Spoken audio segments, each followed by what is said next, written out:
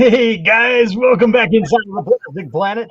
I am your host, Nick Nack, hanging out with you guys tonight, joined live with Din Djarin there, aka the Mandalorian, aka Uncle Pat. Anyway, we are Nick Nack live tonight, and we are guys coming at you guys deep in the heart of Star Wars month here on the Plastic Planet. Every May, I celebrate Star Wars month exclusively all month long here on the Plastic Planet. Star Wars isn't just a day in my world. It's all year round, but it is exclusively a month. And why is it a month, Uncle Pat? Because the original traditional release dates for Star Wars movies, of course, is in the month of May. So that's why we celebrate Star Wars month here all month long here on the Plastic Planet. And we will be joined here shortly, I believe, by AV. He's running a little bit late. Uncle Pat is with us, as you guys can see. And I believe our good buddy Trav, a.k.a. Harry Jabba, has the night off. He's got some things going on, but he may pop in. But we'll keep a seat warm for him. But I'm not gonna bet the farm he'll join us tonight. But nevertheless, that's a possibility anyway. But anyway, guys, just a little bit of channel business before we get started. Remember, if you are watching this live stream will be located right here. Will live right here on the Plastic Planet mothership channel. The main Plastic Planet channel probably through the entire-ness of this coming weekend. And then at that point, it will be archived over on our pseudo sister channel. Really, it's just an archive channel. Nick Nack Live. You guys can find that channel link in the channel section of this of my channel, in the favorite section of this channel. You can go over to Nick Nack Live, and you can find a playlist in there with all of our past live streams. So if you like watching live streams, we've got live streams up the yin yang in there. All of our past live streams live over there, and this one will live over there probably early next week. But you guys can enjoy it all weekend long here on the Plastic Planet if you want to go back and rewatch any part of it in particular. Anyway, guys, let's get to it. Enough about that. Uncle Pat, how you doing tonight, sir? Doing all right.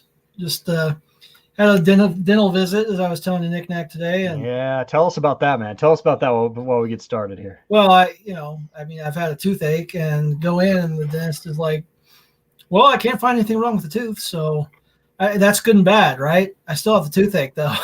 It's bad, man. Maybe it goes away. Maybe it's just some weird sensitivity or something. I still have to get my wisdoms taken out. I still have all 4 of my wisdoms, and the dentists have been telling me since I was 25 I needed to get those taken out. And I'm just like, not until they're a problem, man. I mean, not until they're like that Simpsons episode where they like go through the scenario with Lisa getting braces and the AV's here.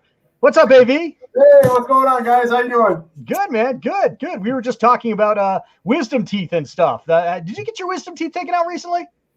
Yeah. I'm 45 and I just had my wisdom teeth taken out last summer, my bottom two.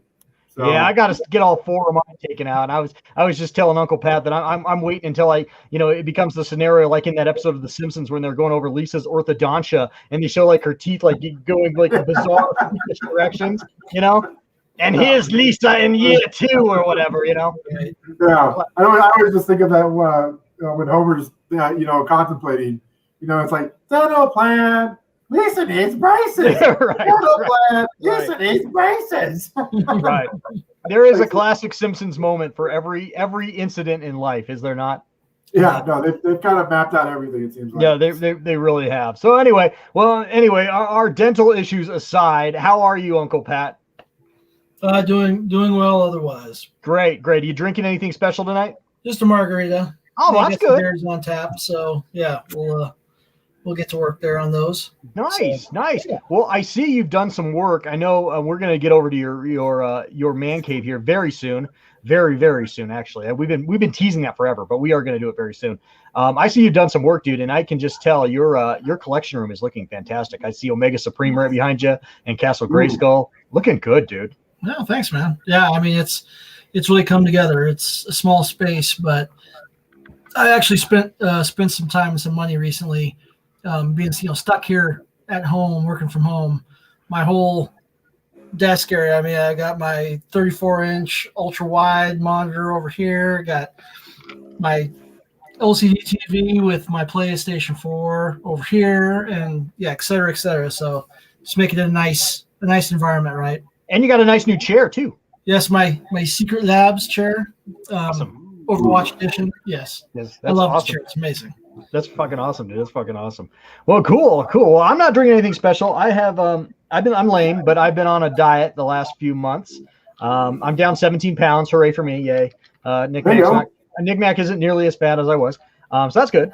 But anyway, I'm just drinking Diet Coke, but I'm drinking it out of this awesome Rogue One cup in celebration of Star Wars month. There's a nice Generoso there. It's actually not plastic. It's actually like a stoneware, almost like a nice hard ceramic. Very nice, very premium feeling glass. So I'm having a Diet Coke out of that. Hey, D, how you doing tonight, buddy? Oh, doing good, guys. Doing great. Yeah, just sorry showed up a little bit late. But no worries, man. No worries. Yeah. But no, glad to be here. Drinking some Crown and Coke in my Iron Man glass. So, just nice. Yeah. Very, very nice. Very cool. Well, just to give you guys a little synopsis of what you guys can expect from the show tonight, we got a couple non-Star Wars items to talk about first, but for the most part, it's going to be Star Wars night here on Knick-Knack Live. It is Star Wars month here on the Plastic Planet, so we're mostly talking Star Wars with you guys tonight. We're going to be talking some new pickups. We got a lot of Buy Squatter Pass. I think there's maybe one non-Star Wars item in the entire Buy Squatter Pass selection tonight. And then we're going to also be talking about some Star Wars memories as well as our favorite Star Wars films, etc. later on in the show. So we got a little feedback there. I'm not sure where that's coming from. But anyway. Cool. Well, anyway, we'll keep going on, guys. So first of all, I just wanted to say I just wanted to mention that we had there was a passing a few weeks ago, or a couple days ago. I'm not exactly sure, but the great Tawny Kitaen passed away. Tawny Kitaen, of course, of White Snake fame. She was known, mostly for her appearance in the "Here I Go Again" video, going way back. If you guys remember, in the way back time machine. Iconic. Yeah.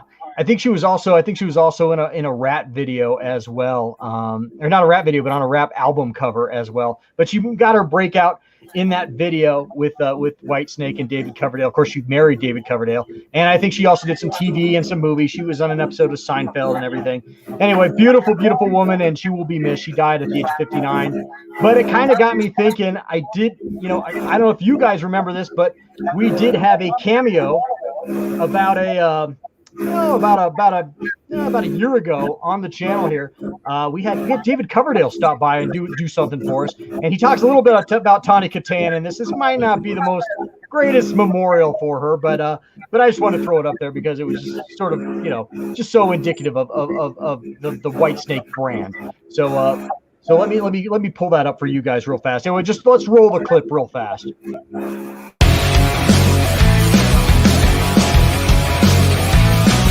Greetings, YouTube. You might know me best from Knick-Knack's 11th favorite rock and roll band of all time. That's right, I'm lead singer David Coverdale from Whitesnake. When I'm not rocking my balls off with my bandmates back there, or going balls deep in actress and supermodel Tawny Kitaen, I like to sit back and watch the greatest action figure YouTube channel on the internet, Knick-Knack's Plastic Planet. But you know what? Just like you wouldn't let your toddler ride shotgun with actress and supermodel Tawny Kitaen while she's giving me roadhead, you shouldn't let your little ones watch Knick-Knack's Plastic Planet. That makes you a shitty parent, mate. Makes you a damn shitty parent. So don't do it. This is an action figure channel, but it's just because it's about action figures doesn't make it for your spawn. Now go ahead, mate, and sit back and relax. I sure as am. I've got actress and supermodel Tawny Kitaen coming in the room right now. She's gonna be giving me a little bit of head. She's gonna be sucking on me wanker, licking me lollipop, petting my White Snake, while I watch me some Knick-Knack's Plastic Planet. Cause this YouTube channel fucking rocks. Fuck yeah.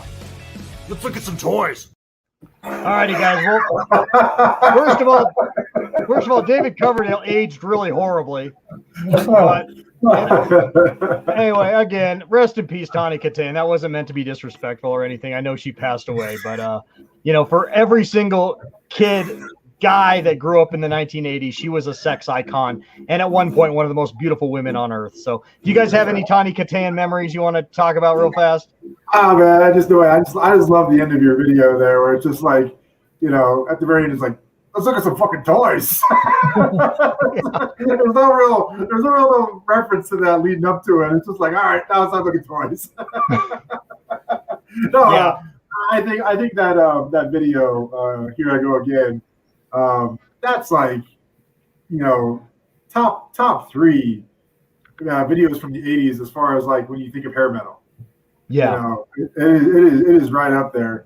And when I think of that I think of that video, and then I think of old school when Will Ferrell's like putting some work on his red Corvette in the driveway, and it's like he's like totally looks like he's had like a middle age crisis, and it's just like he's just like talking like oh, it's time to I'm working on the Red Dragon here, and he's cranking Here I Go Again, and it's just like I know what's going on there, and it's awesome. So it's a very good memory from the 80s. So absolutely. How about you, Uncle Pat? Any Tawny Kataya memories that are appropriate anyway? Right. No. That was the video. She was the hotness back then. Yeah, for sure. Yep. For sure. So, hey, what's up there, Goat Mahomes? Welcome to the Plastic Planet. First, long time subscriber, first time caller. Thanks, brother. I think that might be Ginty, but that's gotta be Ginty. I think that's Ginty. Yeah. He knows we're Bronco fans, and we're not Mahomes fans. Yeah, he might be schooling us a little bit there. Yeah. So anyway, rest in peace, Tawny Kataya. That's all. That was not meant to be mean or anything. I know she passed. So anyway, rest in peace, Tawny Kataya. Anyway, guys, before we we got a few more things before we get into it tonight. Just one more thing, actually. I just wanted to share this, and I think this is really, really damn cool. Let me do a share screen. I really want to get Uncle Pat's perspective on this, because I know you're the big Motu fan here. Let me see if I can get it up for you guys. Yes, here we go. Can you get it up, Mac? What's that? Says, can you get it up? Yep, you got it. Do you see this? There's a dick joke, and it's just going over your head. Yeah, we just got to talk about Tawny Kataya. All right, let's talk. Sorry, guys, I just totally missed it. Sorry, I don't know. I'm sorry. I'll watch it on repeat and realize what went over my head. So anyway, Masters of the Universe, guys. These new this drops on July 23rd on Netflix, and I just wanted to pull up some of these images that have dropped of it. And just see if we can click on these. I thought I could click on these. Oh, there, right there. And and I just wanted to get Uncle Pat's feelings and AV's as well on this on some of these images that have dropped. I just think this looks just absolutely fantastic. This, of course, is it directed or produced by Kevin Smith? I believe it is. Yeah. Ooh. Yeah. So is it gonna have more of an adult feel to it then, or? I don't know if it will. No, I think it's going to still be Mattel's not going to brand something right to Motu that's going to be questionable. He'll reel it in. I don't know. He smokes a lot of weed these days, though. So, given his last few flicks, I'm not. That used to be a brand like, oh, Kevin Smith, I'm all in. Like, yeah, he smokes too much weed now because his movies lately are terrible. And I used to be a huge fan. I guess still I'm a fan of his original or older stuff, right? But if you haven't seen Jay and Silent Bob reboot, I think that says it all. I haven't seen it, so I haven't seen it. No, it's rough. Yeah, I saw it. Yeah, it's all right. Dude, I couldn't finish it. Yeah, it's just it's kind of he kind of had his time, I think. So, but I'm with you though. I loved him. A huge part of my early 20s, I would say, was like his movies. They had a big impact on me. Dude, everything up until I was a fan of everything up until Red State. I loved Red State. Red State was good. A really good flick. And after that, though, like I don't know what was the Tusk? Tusk was all right. It had its place. I don't know if you guys saw Tusk. Paul McGrath's in the house. Paul's got it. After that, man, like it just got bad. I think he just smokes too much weed. So right. I will say this though, guys, that while the pictures are pretty, the animation will be great because it's the same studio that did the Castlevania stuff for Netflix. Oh, that was gorgeous. I love that show. Right. So I think it'll be very pretty. Here's my big issue. And I'm sure I'll probably get probably from the folks that are watching this, we won't get any hate at all, but nah, you won't. The internet. So apparently the storyline Now, remember, this got in development a little while back, a few years back, where certain storylines were all the hotness. The focus, from what I understood, unless they've changed it, is still going to be on Tila. Now, I love Tila, but it's not Tila in the Masters of the Universe. It's He-Man in the Masters of the Universe. So they're going to be focused on her running around trying to solve some mysteries. And now, back to the original series, there was a whole connection between her and the sorceress, right, being her mother, and Man-at-Arms took care of her. So there's a whole story arc there, which could be good to explore, and that's probably what they're going to do a lot of. My concern is that they're going to go off the rails and focus on one of the supporting cast and not on our main hero and main antagonist with Skeletor, right? He's in it, but so I'm guarded, man. I've seen too much stuff that I've loved come back out and be trash. Star Wars. Right? So, dude, the list goes on. G.I. Joe, Transformers. I don't know how much stuff I can name that I got excited about. We get the new thing, and then it comes out, and you're like, what the fuck did I just watch? So, there's my opinion.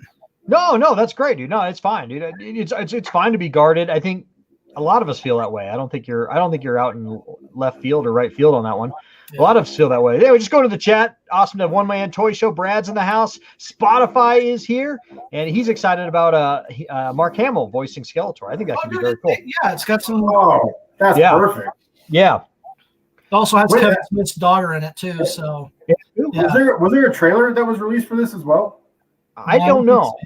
I think these are just the first stills we're getting today. I think these just dropped today. I'm not sure. Yeah. I really do hope, though, that it does. I mean, I hear what you're saying, Uncle Pat, but I really do hope that it has an older feel to it because, I mean, it's for us, I mean, they're really not going to – I really don't see them capturing the new market of young kids with this. I mean, the people that are going to be tuning in are guys in their 30s and 40s and watching it when they were a kid. That's going to be the big driver. Right. I mean, I get it. It can't be Castlevania edgy. No. But I hope it's a little edgy. I agree. Yeah. I agree. Paul McGrath lives 20 minutes from the secret stash. Isn't that the comic book store in Comic Book Ben? Kevin Smith's comic book store? That's Kevin Smith's. Yeah, that's their chain. They have a few comic book stores named that. Oh, okay. But that was the one featured. That was the one featured in AMC, wasn't it? On the AMC show, wasn't it? I think so. I know Paul's on the East Coast. I think so. So anyway, well, that's cool. Well, I'm I guess I'm guarded too, but I'm looking forward to it. It drops on July 23rd. Let's see. Did we get all the pictures? Did we look at all the stills from it? Okay. So there's another one. I don't know. I think it looks pretty good, Uncle Pat. I think you could be pleasantly surprised, man. Well, you know what? Anything's possible. I think I'm more guarded too because I think of the three of us here. This means more to me than it does you guys. Not that you didn't enjoy it, grow up, and have a place for it, but this my thing. I think that's right. Yeah, no, I know it is way more your thing. I will definitely grant you that. I've kind of gotten into it as an adult. I mean, I liked it as a kid, but I didn't actively watch the Filmation cartoon, and I didn't collect the figures.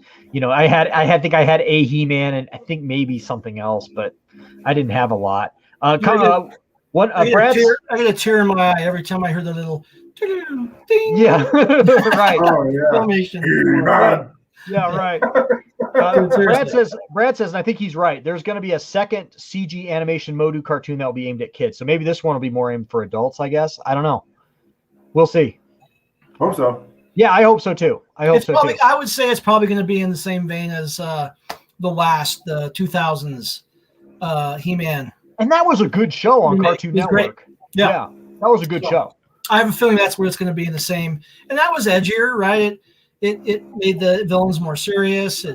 Skeletor, we see Keldor get disfigured by acid, and yeah. So I think it's going to be like that, but I don't think it's going to be like Castlevania where we see dead babies and blood and things eating monsters eating people. Right. Yeah. So who are these characters here? I recognize Orca. That's Evil Lyn. Evil Lyn on the other end. I don't know what the name of the bad Orca in the middle here. So Roboto, it goes Evil Lyn, Roboto, Tila. I'm pretty sure that's going to be Tila. This Tila in the middle here? Okay. Yeah. I don't know who the girl to the left is, and then, of course, Orko's on the side. Yeah. Okay. She's okay. not. She's a new character. She's not from. And that's okay. That's okay. So we'll see. But I see. I don't know. Again, like if I get a lot of this, like what you're seeing right here, right. That's what I want. Okay, look, and this is. I know this can be dangerous ground, but and you know, He-Man as a kid, as boys, right? It was one of the first toy lines that came out for little boys that was for them. It wasn't for your parents. It wasn't for your little sister or your big sister. That was right? She-Ra. It was boys. Well, She-Ra, in my opinion, was the downfall of the line because when they introduced She-Ra, my sister got excited and played with all my He-Man figures. That's right. And when that happened, I stopped. Same thing happened in my household. Yeah, we went and saw the movie, the He-Man She-Ra crossover movie, and I think was it MODOK was She-Ra's. No, MODOK's a Marvel guy. You're thinking of Hordak. Hordak, yeah. But it was just like, yeah, she got the equivalent of the She-Ra Castle Grayskull, you know, and it was just like kind of like, I don't really like this anymore. No, again, it's not a like, you know, girls can't be valued or important or strong in the series because there was plenty of strong women in the Masters of the Universe, but it was focused towards little boys. That's what we gravitated to because it was like, we have the power, we can be strong, and it was okay to be masculine. It was okay to have muscles and be a meathead, and you know, it was just sort of validating all the things as little boys we felt. So when you take that all away, what's left? I mean, again, this show is not meant to be highbrow, like, you know, social equality.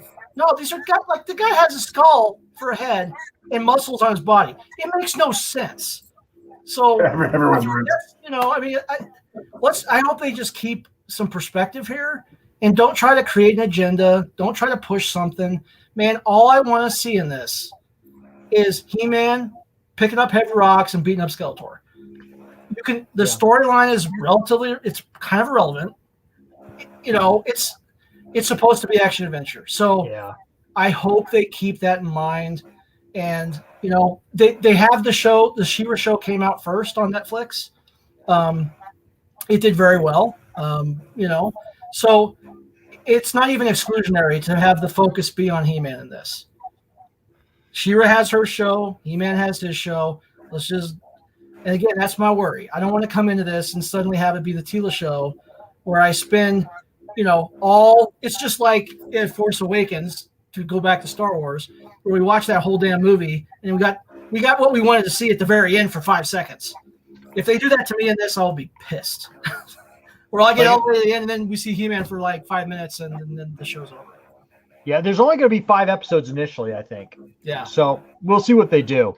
Brad mentions the Modu live action movie killed my interest in He-Man. You know, that movie, I watched it recently for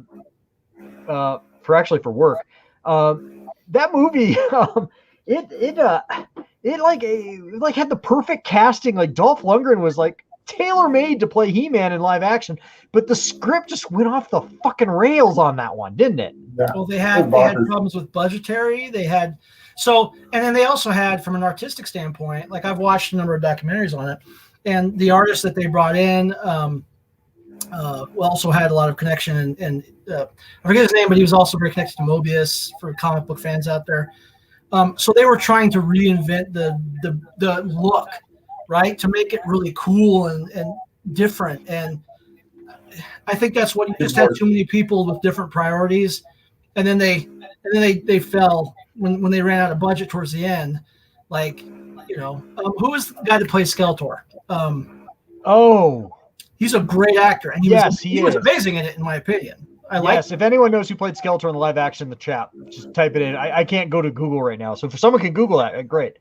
Yeah, that movie was it was unfortunate. It was unfortunate. It should have taken place in Eternia. It took place in contemporary, you know, contemporary 1980s wherever. I don't know if it was New York City or something. I don't remember. It's always New York City. It's always New York City, yeah. Or LA. It could be or LA, right. I don't know. But you know, it just had so much possibility in it. They just, you know, it was also a Canon Films, and Canon Films were notoriously horrible. You know, Superman. Another famous Canon film was Superman 4.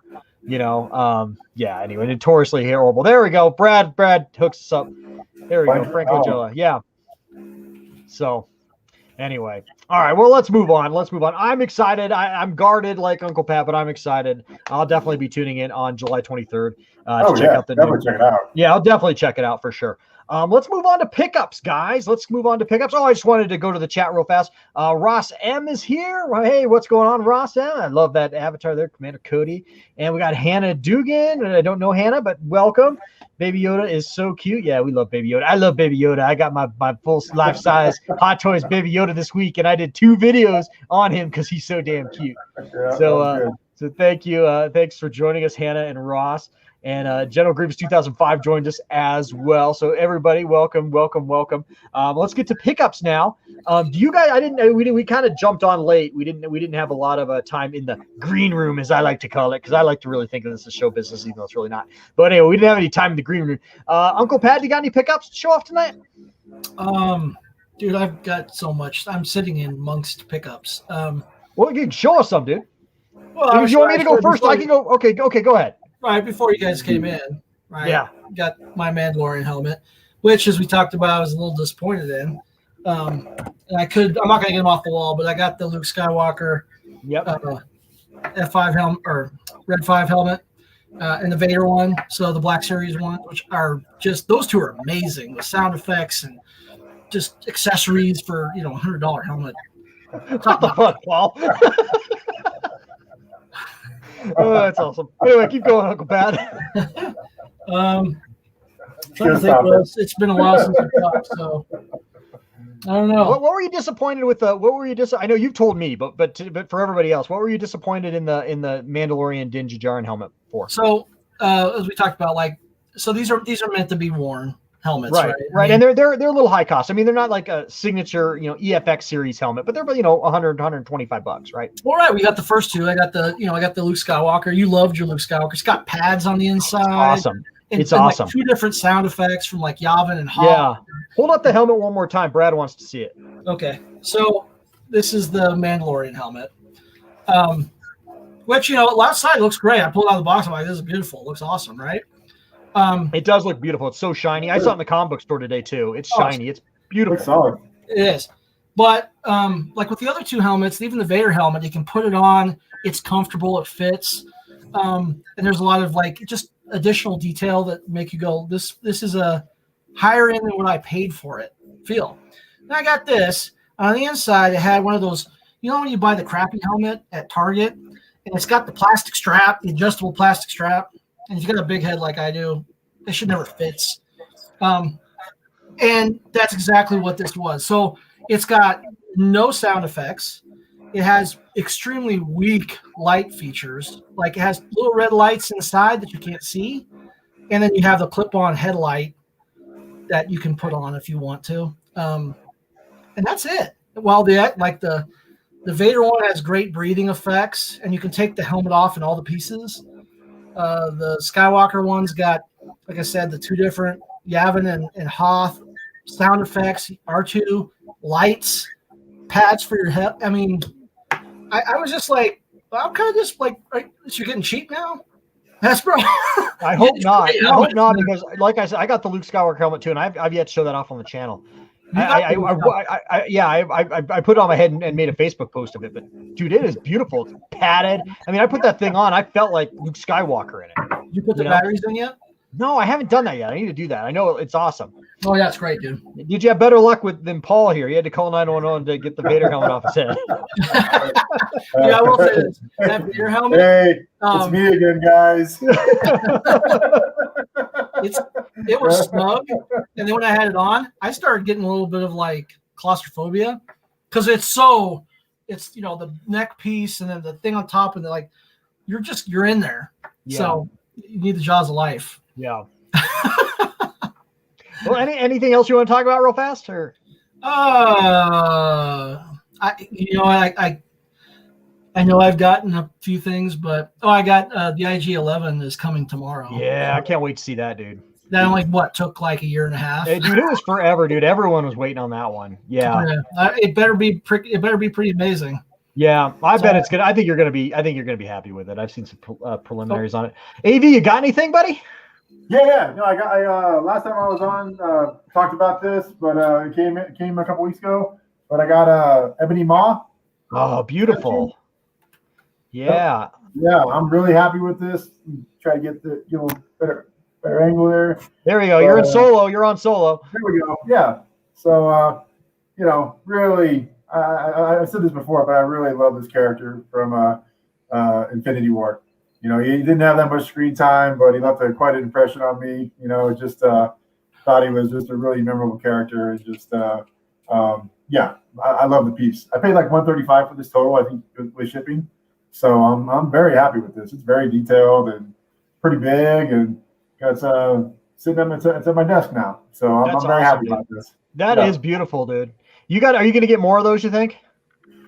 Yeah, I know. I mean, I told you this separately, but like Iron Studios, that's kind of my wheelhouse for these. Yeah, type it of is. items. I know it is. It's awesome. It's like I feel like it's high detailed, and the price is kind of hits my sweet spot. Yeah. And I like the size of them as well. So yeah, no, that's where I look.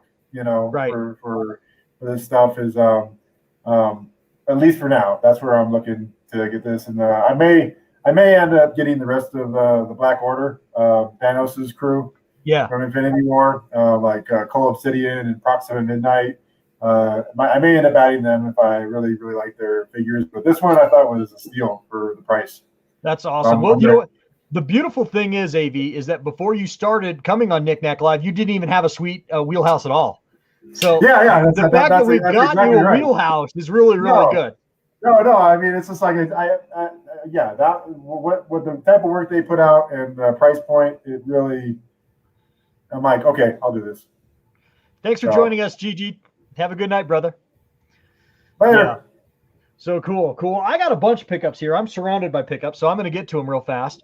So check it out. So I bought this off eBay, and it's just a print, and it's kind of a crappy print, but I put it in a frame. I think it's really cool because you're kind of hard pressed to find any kind of poster for this, but it is Star Wars month. I picked up, if you guys can see it, we're gonna get some reflection there. I bought the Ewok Adventure Caravan of Courage movie poster. It's 11 by 17. So I picked that up. Again, there's a lot of reflection coming off the computer screen here, unfortunately. But very, very cool. These I love that Disney Plus nutted up and actually put these on their service. So you can watch the Caravan of Courage and the Battle for Endor are all on Disney Plus currently under their vintage selection, as well as the original Jendi Tartakovsky. Those are big deals. Like Sunday night movies of the week, like during sweeps time. Yeah, they came out. They originally dropped. They dropped in 84 and 85 respectively over Thanksgiving holiday. Yeah, those are big deals. Yeah, it was a big deal when these came out. Oh yeah. So I tuned in. I love those things, man. Yeah. We recorded it off the TV. Just off our VHS recorder. It was That's right. I watched that. Yeah, and what's so crazy is like I rewatched this movie just a week ago or two weeks ago. The brother here, his character, his name is Mace. How cool is that? I mean, that's like it's a prequel nod there. Pretty damn cool. So anyway, I thought it was really cool. I enjoyed the hell out of it. I'll check out Battle for Endor too. Again, I hadn't seen this one. Since it came out, and it's so well done. You can definitely tell George Lucas is connected to it, and it sort of has it's like if Return of the Jedi and the Dark Crystal got together and had a baby, and that's what that movie is. The life-size Gorax. They're the enemies of the Ewok, and they're these life-size, they're huge giants.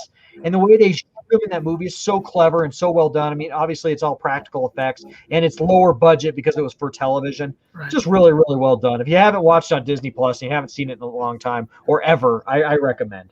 So, anyway, awesome. Picked up That's really cool. Yeah, very cool. I picked up a couple things, and I'll show these off more in a video here coming up. But I found some of these vintage 3 3/4 inch Andalorian figures. So I picked up a couple of these guys. God, what is his name? Grief Cargo. I don't know. It's fucking Apollo Creed. But Yeah, anyway, Action Jackson, baby. yeah, I picked up him. Where's his USA trunks? Yeah, so he's really cool. He's got the vinyl cape and everything. So I picked that up. I got Keel here. I can't pronounce his name, man, but it's fucking Nick Nolte as a Nugnaught. I got this one, and that's really cool. Again, these are all vintage, stylized figures. Quill, thank you, Quill, thank you. I know I need to have my fan card checked on that one. And then of course I got Moff Gideon as well, and he just freaking looks like he looks like Darth Vader, the vintage Darth Vader almost, Get it in the camera. But anyway, yeah, so really, really cool. So I picked up those. What else I pick up? My good buddy Paul is in the house. Wisconsin Packer Paul. He's gonna make fun of me because I always shit on pops, but I bought a pop again. I bought another damn pop, but I bought the Mandalorian Bantha with the child, and just how cool is that? It's more of a bobblehead, really. But I picked up that recently. Again, I'll show it off in a video here soon. But I just thought that was. I like that a lot. Yeah. I'm real selective on my pops. I just don't like the stylization of them. But sometimes, and I'm not really into cutie collectibles, and pops definitely fall in that cutie collectible range. I keep saying that, and then I keep buying more pops. Whatever. I'm a hypocrite. Whatever. But anyway, I think it's really cool. I just like that one a lot. I like the stylization on that one a lot. What else did I pick up? Oh, okay. I picked up. I was in the comic book store today. Picked up myself up a Grand Admiral Thrawn Black Series figure. I have no representation of Grand Admiral Thrawn in my collection. Thought that was past due. Yeah, Paul's gonna make fun of me, and that's fine. I deserve it. Anyway, I picked up Grand Admiral Thrawn. I had no representation in my collection. I really enjoyed reading Heir to the Empire when it came out in '93, the original Timothy Zahn novel. So this was sort of a pickup for me. Plus, he's obviously going to have, I think he's going to have a very large role in Star Wars moving forward in the next couple of years. So Grand Admiral Thrawn, the Black Series figure, picked that up. What else to pick up? Oh, speaking of Mace, I picked up Mace Windu, the Black Series 50th Lucasfilm Mace Windu. And I wish I could again, I'll shoot it on video. I'll get a video of it. But again, just these Black Series figures are getting so good. I know you guys can't see it, but the face sculpt on this, it looks like freaking Samuel L. Jackson as Mace Windu. It is gorgeous. And it was sort of like weird. I bought this at the Best Buy over by one of the old Walmarts that Uncle Pat, you and I used to frequent. And I think I bought my original Mace Windu on this card in 1999 at that Walmart next door to the Best Buy that I bought this at. So I don't know, man. Just kind of cool. We'll touch on collecting Star Wars a little later in the show, but yeah, very, very cool. What's up? Danny Lee is in the house. What's up, Danny the Ninja Lee? So what's up? We love Danny Lee. Oh, and I got one more thing, and dude, I'm in the process. I'm going to do a giant room tour at the end of the month for Star Wars month of my premium Star Wars room, but I'm in the process of kind of redoing some sections of it, and I really want to get every single sort of collecting niche of Star Wars represented, and I'm really working on getting more of a 3 3/4 inch feel up there a little bit in pockets. I really want it to, represent, 6-inch line, 1/6 scale line, 3 3/4 inch line.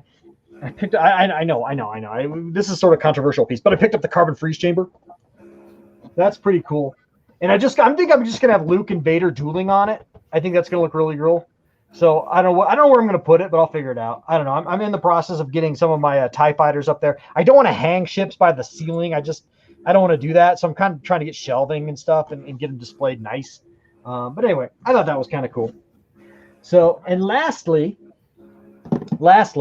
I was on eBay about a week ago and I saw this and I had forgotten this existed. And I forgot that I had owned it in probably 3rd grade, maybe. It's fucking Droids Lunchbox, guys. Look at that. From 1984. The Droids. I loved this cartoon. Unfortunately, this cartoon never really got its due because whoever had it, I think it was ABC or whatever. It was a Saturday morning cartoon, obviously. It was Saturday morning. They always put it on at like 6:30 in the fucking morning. And even when I was a kid, I couldn't get up that early. So I missed that. I used to record it on the VCR when we had a VCR, but I missed so many of these episodes. Anyway, I had this lunchbox as a kid. And I totally forgot I owned it. I think it was one of these lunchboxes that I lost at school over Christmas break or something. And I got a different lunchbox for the last part of the year. And I totally forgot I owned this. But I was on eBay and I just saw this image. And when you're a kid and you have a lunchbox and the imagery on that lunchbox just gets like ingrained in your brain, like stained on your brain, like when you leave an image on a TV screen too long, because you look at it, every single lunch break. all lunch break when you're a kid eating, you get your lunch, sit down at lunch table, you get all your lunch out, and you just sit there and stare at your lunchbox or stare at the guy's lunchbox in front of you. And so I just had this imagery ingrained on my brain, and I just totally forgot about it. I forgot this existed. So I picked this up. Anyway, no thermos with it, unfortunately. But it did also come, in order to get that one, I had to get two, and it came with a second one. And so it also came with this Return of the Jedi lunchbox with Wicket. But I have two of these already. So I'm going to give this one to Uncle Pat. So this one is for you, Uncle Pat. Thanks, dude. So you get this one. So anyway, Christmas is early for you. So anyway, that's all my pickups for this week, guys. But that was quite a bit. Yeah, that's good all. Yeah. So anyway, let's go to the chat real fast before we get into Buy Squatter Pass. That's here. Ross M says that Stormtrooper card back is sweet in the carbon-free set. Yes, it does come with a Stormtrooper in there as well, so you do get a Stormtrooper. And yeah, it does look pretty cool. And then Brad says, I'm trying to track down the metal Heathcliff lunchbox I used to have as a kid. Oh, I remember that one. I didn't have that one, but I had friends that had that metal Heathcliff lunchbox. And then Paul says, lunchboxes became a part of you as a kid. It was the essence of who you were. Totally agree, man. Totally agree. So I know I had that Droids Lunchbox at one point, and I just can't remember.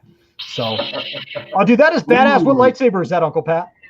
That's the Darth Sidious. Oh, look at that. Nice. Now, is that the Black Series one? That is the Black Series. That is gorgeous, dude. Yeah. Yeah, that looks great. That is epic. Right. Yeah, it is. All righty. Star Wars Kid Part 2. Yeah, no doubt, dude. No, that's awesome, dude. That's awesome. So anyway, we're at the 42-minute mark. Let's get into Buy Squatter Pass, guys. I apologize. We've been kind of dawdling a little bit tonight. We're a little behind. So anyway, let's get into Buy Squatter Pass. This is my favorite part of the show, where we are looking at various new items. And we had a bunch come out because of Star Wars May the 4th a week ago. So we got a bunch of stuff to cover tonight. And let's get on it right now. Let's get in here and let's take a look at a few of these. Now, most of these are going to be premium. Most of everything tonight is Star Wars. We have maybe one that's not Star Wars related, but almost all of this is Star Wars related. And let's just go to this one real fast. This is just a preview. It's not out yet. Darth Vader premium format figure. There is nothing to really look at yet. I don't know if there's going to be a light up saber with these. The last few premium format Star Wars pieces that had lightsabers from Sideshow did not come with light up sabers. That's a bit of a problem for me. This is a firm squat to pass for me. I already have two premium format Darth Vaders, although this one looks beautiful. But again, I really need to know if that saber lights up and if it plugs in. Those are two important things for me on that, and I think that is yet to be determined. What do you think, Uncle Pat? I will say if it plugs in and does light up, you will be buying it. I won't be. You will be. That's a good chance. You will be buying it. Good chance. It looks beautiful. It's a great updated New Hope Darth Vader. I have the original premium format New Hope Darth Vader. It's a great updated New Hope Darth Vader. Very stylized. Looks great. It just kind of depends on what the light up features do on it. Right. Paul McGrath says no lighted saber. I believe Paul's pretty on the spot. I don't know. I'll wait till I see this stuff, but I would guess he's probably right, which is shitty. Yeah, it's shitty because it's going to be a $500 piece. Let's see here. Single Songwriter's in the house. What's up, brother? He says that Vader comes with a second head. Okay. Again, it's not out yet, or the official pre-order is not yet. I'm interested to see it when it comes out anyway. So it's a tentative squat pass for me. What do you think, AV? It's a pass, but I just need to see more of it than what they're showing right now. Yeah, no, I agree. I'm anxious to see what comes of that. But Uncle Pat, I know it's probably a pass for you, but what do you think? Just real fast. It's a pass, but what's the deal with take the second head and shove it up your ass and light up his lightsaber, man? I mean, I agree, man. It needs to have a light up lightsaber. I agree.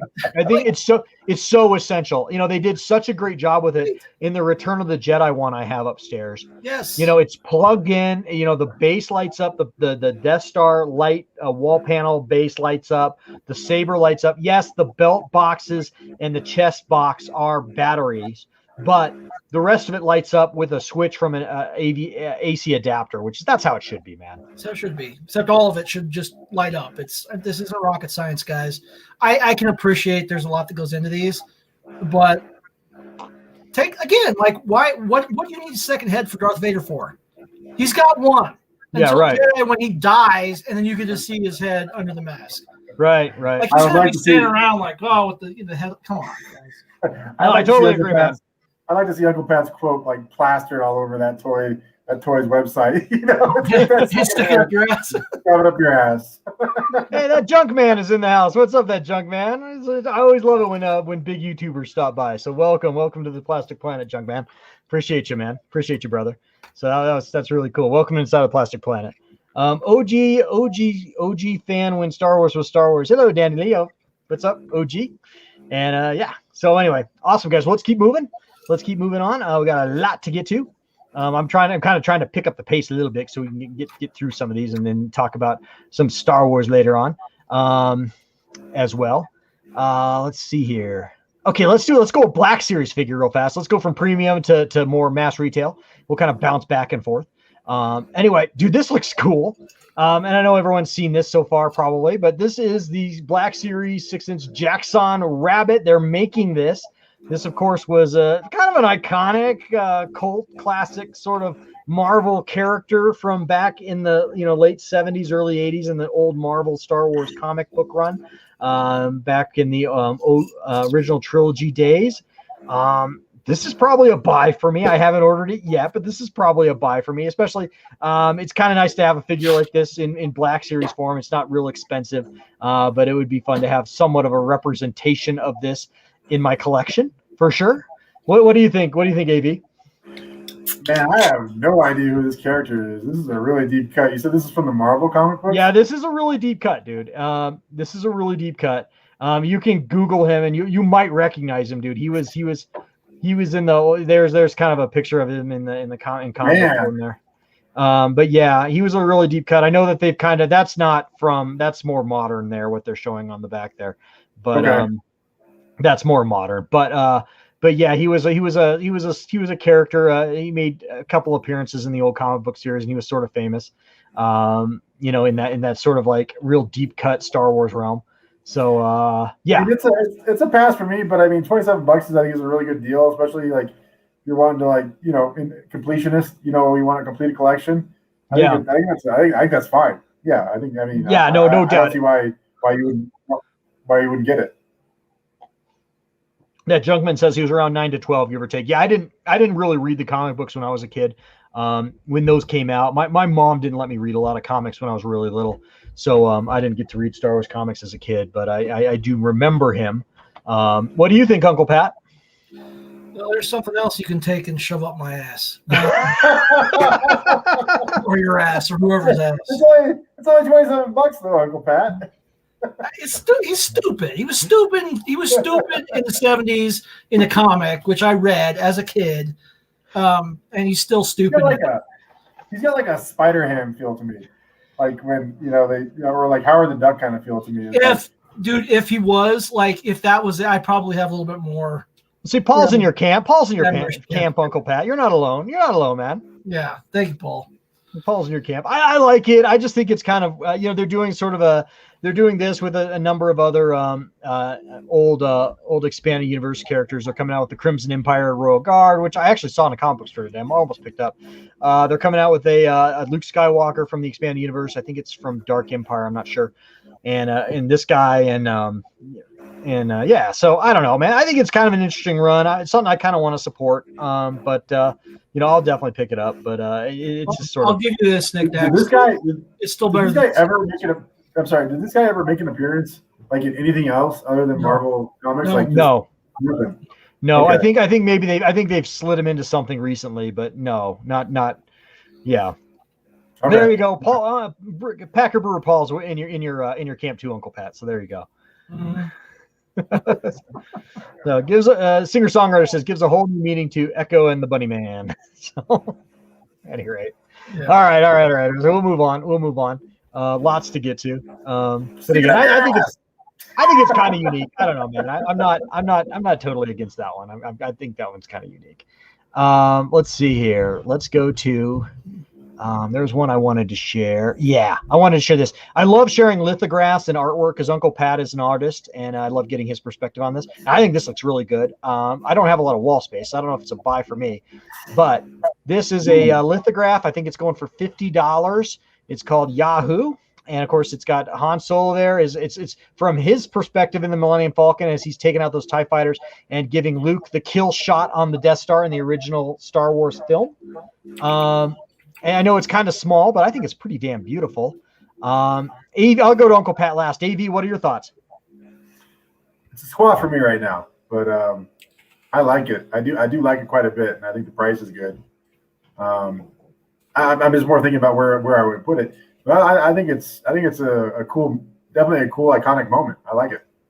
Yeah, I like it a lot too. I think it looks really, really, really cool. Again, I don't have a lot of wall space. I don't know if it's something I'd pick up, but I like it a lot. What do you think, Uncle Pat? I was trying to get a closer look at it. I mean, it looks cool. I guess I just have to see it. I have to see it. Yeah, it's kind of far out. I know it's not the best picture of it. I wish I could get like more of a screenshot of it, but I don't know if they'll let me capture it more. For obviously for copyright issues, they don't want you, they let you kind of zoom in on it a little bit there, if you guys can see that, but they don't really let you get a good shot of it. But I don't know. I just thought it looked pretty damn cool. It's very unique. I think problem is, it's $50, but then you got to get it framed. You buy something that nice, you got to buy a nice frame, get it, framed up real nice. So who knows? Yeah. So we've dropped more money on lesser things. Oh, I know, dude. But dude, it's like framing up artwork for me. And I mean, I'm just speaking for myself, but it's like, okay, when you go to the grocery store and you get like good stuff, you go to the grocery store, you get some steaks, you get some candy, you get some cupcakes, you get some potato chips, you get some soda, you get some beer. That's all like good stuff. That's like buying collectibles, right? In the collecting world, that's like buying action figure statues, whatever you have, you name it. But then you got to get the things that are like when you go to the grocery store and you got to get the boring shit. Like you got to get toilet paper and dog food. And you know what? Shelves and picture frames are like buying toilet paper and dog food. It's just not exciting. You know what I mean? Does that make any sense? It does. Yeah. Though I will say this, most people will balk at buying getting a nice picture frame for a piece of artwork. They will not buy the artwork, but they won't hesitate to spend roughly the same amount on glass shelves, to show a bunch of action figures. So artwork in itself, in my opinion, is extremely undervalued, especially these days. Because I tell you what, like if you had a really nice piece like that, nice frame, which you maybe spend $100 if you get it framed, 150 in, you have something that would stand out on your wall and look really classy, as opposed to some of the stuff I've got hanging up around here, right? So, absolutely. It's an investment. It's an investment for sure. Yeah. I'm just saying when you buy something like that, obviously you can't stick it to the wall with thumbtacks, So. Well, you can, but I don't know. I mean, I guess I probably wouldn't either, right? Right. And all right, let's move on to Buy Squatter Pass. And again, anyone in the chat, feel free to chime in with your opinions on Buy Squatter Pass as well. So, all right, let's keep going. Let's go to this. We got a Mythos statue. This is a Mythos statue, Anakin Skywalker, for $585. Let's give you guys a couple close-ups. It's 21 inches high, I believe. If I'm reading those dimensions right, there it is next to the infamous Sideshow Apple. It's got some battle droids, so it's got kind of a nice. It's got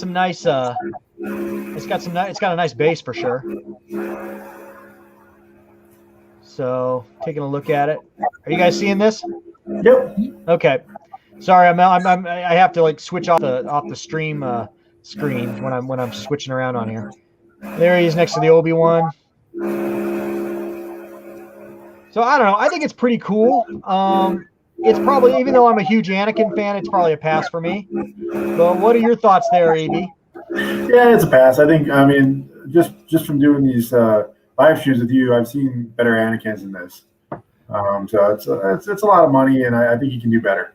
You can actually get a better product. Yeah, for sure. I agree. How about you, Uncle Pat? Yeah, I would agree. It's okay, but it ain't worth that price. Yeah, we do have some reverberation going on here. I'm not sure where that's coming from. Someone's got a train in their house, so I don't know. Sorry, guys. Too many electronics. Probably. I don't know. We got something coming from somewhere, but sorry, guys. Do you want me to try to get out and come back in? No, I don't think it's you, man. I don't know where it's coming from. There it is. It's gone now. So, all right, we'll just keep going. Okay. Yeah, okay. I don't know where it's coming from, but it's all good. I don't think. Yeah, I've got headphones on, so I don't think it can come from me. So I don't have any reverberation going on here. So we'll see. It's fine. So anyway, let's keep going. Again, I like it. What did you think, Uncle Pat? Did you talk about it? Yeah, I was mad too expensive. Yeah, no, for sure. I think it's cool though, but well, it's Anakin. I'm always excited about Anakin stuff. It is Anakin. You know what? They're coming out with some really nice figures instead that I didn't pull up. I forgot to pull up. We'll get to them next time. But yeah, it must be Bloody Mary's vibrator. What's going on? Oh man, yeah. All righty, let's keep going. Let's see here. Okay, let's do the one Star Wars thing we don't have tonight.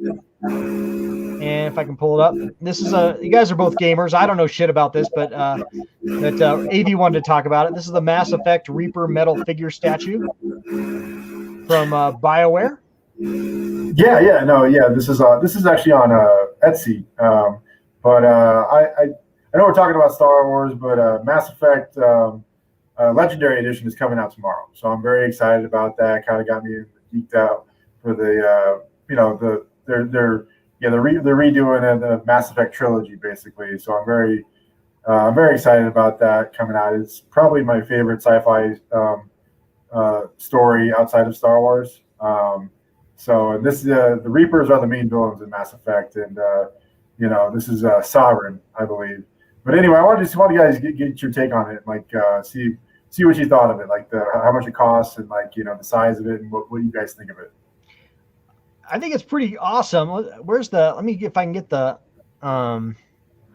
the specs on it. There's it kind of sitting on a shelf. I don't know, man. I think it's pretty cool. The reviews seem good, looks great, feels great, and solid, according to one reviewer. I don't know, man. I think it's pretty cool, dude. If you like it, yeah, man, fire it up. I mean, it's obviously not something for me, but I'd fire it up. What do you think, Uncle Pat? Yeah, I mean, it's hard to say. I know Mass Effect, but I've never played it. So, if you love the game and it's a cool looking design. No, I mean, the first introduction of this character in the video game is very memorable, and it's again, it's a great story, and I love it quite a bit. And I've collected these other ones in the past. This is the Normandy, and I buy all these when the games came out. This is the ship that Commander Shepard flies around, and then this is the Nomad, kind of like a little dune buggy. Anyway, I don't know. I'm just very excited that this game's coming out, and I want to see if you guys thought this was a good deal or not. But I'm definitely giving strong consideration to it. It's a squat right now for me. I think it's beautiful, dude. I think it's beautiful. Again, I'm not real familiar with either both the brand and the IP, honestly, so I can't give you a real fair opinion. Yeah. But I think it's really cool. Single Songwriter says, I watched the Mass Effect game movie cutscenes, well made. So, yeah, okay. I think it's pretty damn cool, man. So, yeah, don't be surprised if I have this next time we have a live stream. So, well, that'd be awesome, dude. No, dude, anytime you're buying shit, I'm all about it, man. So, yeah, right. I think that's fucking awesome. All right, well, let's keep going. Hey, Pat. Hey, Uncle Pat didn't say stick it up your ass, so that one might fit better than some of the things we looked at tonight, but at least it's nice and. Yeah, right. another preview piece. This is obviously is not yet for pre-sale or pre-order, but we have the Mandalorian swoop bike set. Comes with Grogu there. Man, we're gonna get so many. If you ordered all these, man, you get so many 1/6 scale Grogus, man. It's kind of nutty. But this does look pretty cool. It's probably a pass for me. I mean, it's going to be probably pretty expensive. It's probably going to be a $500 piece at least. But I like it. I think it's pretty cool. So it's our squat. I'd go with a squat on this. What do you think? What do you think, Uncle Pat? It's totally cool. My problem is like and we might even bring up some of the other ones later here. They came out with so many releases for pre-order from the Mandalorian, right? So many cool things. You gotta I don't know somebody out there makes enough money to just buy them all up at once, but even for like a pre-order that you like space out the payments, damn, it's a lot of money. Yeah. So I'm priced out. I'd love to have something like that, but I can't afford it. Yeah, so it's gonna be high, man. Yeah, it's gonna be about $500. I would say 500 is probably what was the other speeder bike with the trooper? Yeah, the Scout Trooper. It was I think it was about 400, 500. Yeah, I would bet it's going to be around that. It's going to be comparable. I agree. Yeah. I agree. It's a squat for me. Again, it's just like I've already gone pretty all in on the Mandalorian, more so than I ever thought I was going to. I got the life-size child. I got the 1/6 scale deluxe Mandalorian and Grogu 2-pack. So and I don't know, man. I don't know how much more I need to have that represented. Outside of some more smaller mass retail pieces, like the freaking pop I showed off earlier. So I don't know. But it gets very cool. It's a squat leaning on a pass for me. What do you think, AV? Same squat leaning on a pass, but it's a fun piece. Again with some of these ones, I just like to see a little bit more of it. But no, I'm interested. Yeah, for sure. For sure. Singer-songwriter, it's around 18 inches long, looks awesome, but if I don't have the Pedro Pascal head sculpt, I want to pass. So, yeah, I hear you. That would be cool, but I don't think it would have that, just based on when it was in the series. I don't think it would have both portraits. But yeah, I agree. And it's cool. It's cool. Anyway, it's something to think about. We'll probably revisit this one when it is officially up for pre-order on a later live stream, but it's pretty cool. All right, let's keep going. Again, I'm just trying to move us along here because I know we're running a little behind schedule tonight. Let's go back into Black Series for a minute. And this is Black Series 6-inch Deluxe Wrecker for $32.99. I think this looks really cool. I just started watching the Bad Batch, and I got to say, guys, I am really, really impressed with the series so far. Maybe we'll talk about it in a little later as well. But this was a buy for me. I've already pre-ordered this. I'm buying this. So I think it's pretty damn cool. What do you think, Uncle Pat? I actually had all 5 of them pre-ordered at one time, but rolled that back to spend money elsewhere. Understandable. So I mean, I'm a pass now, but it was cool, and I liked the Bad Batch when they were in the last season of the Clone Wars, right, where they introed them, and that's where I did the pre-order when I saw that'd be cool to have a group of. So yeah, I support that.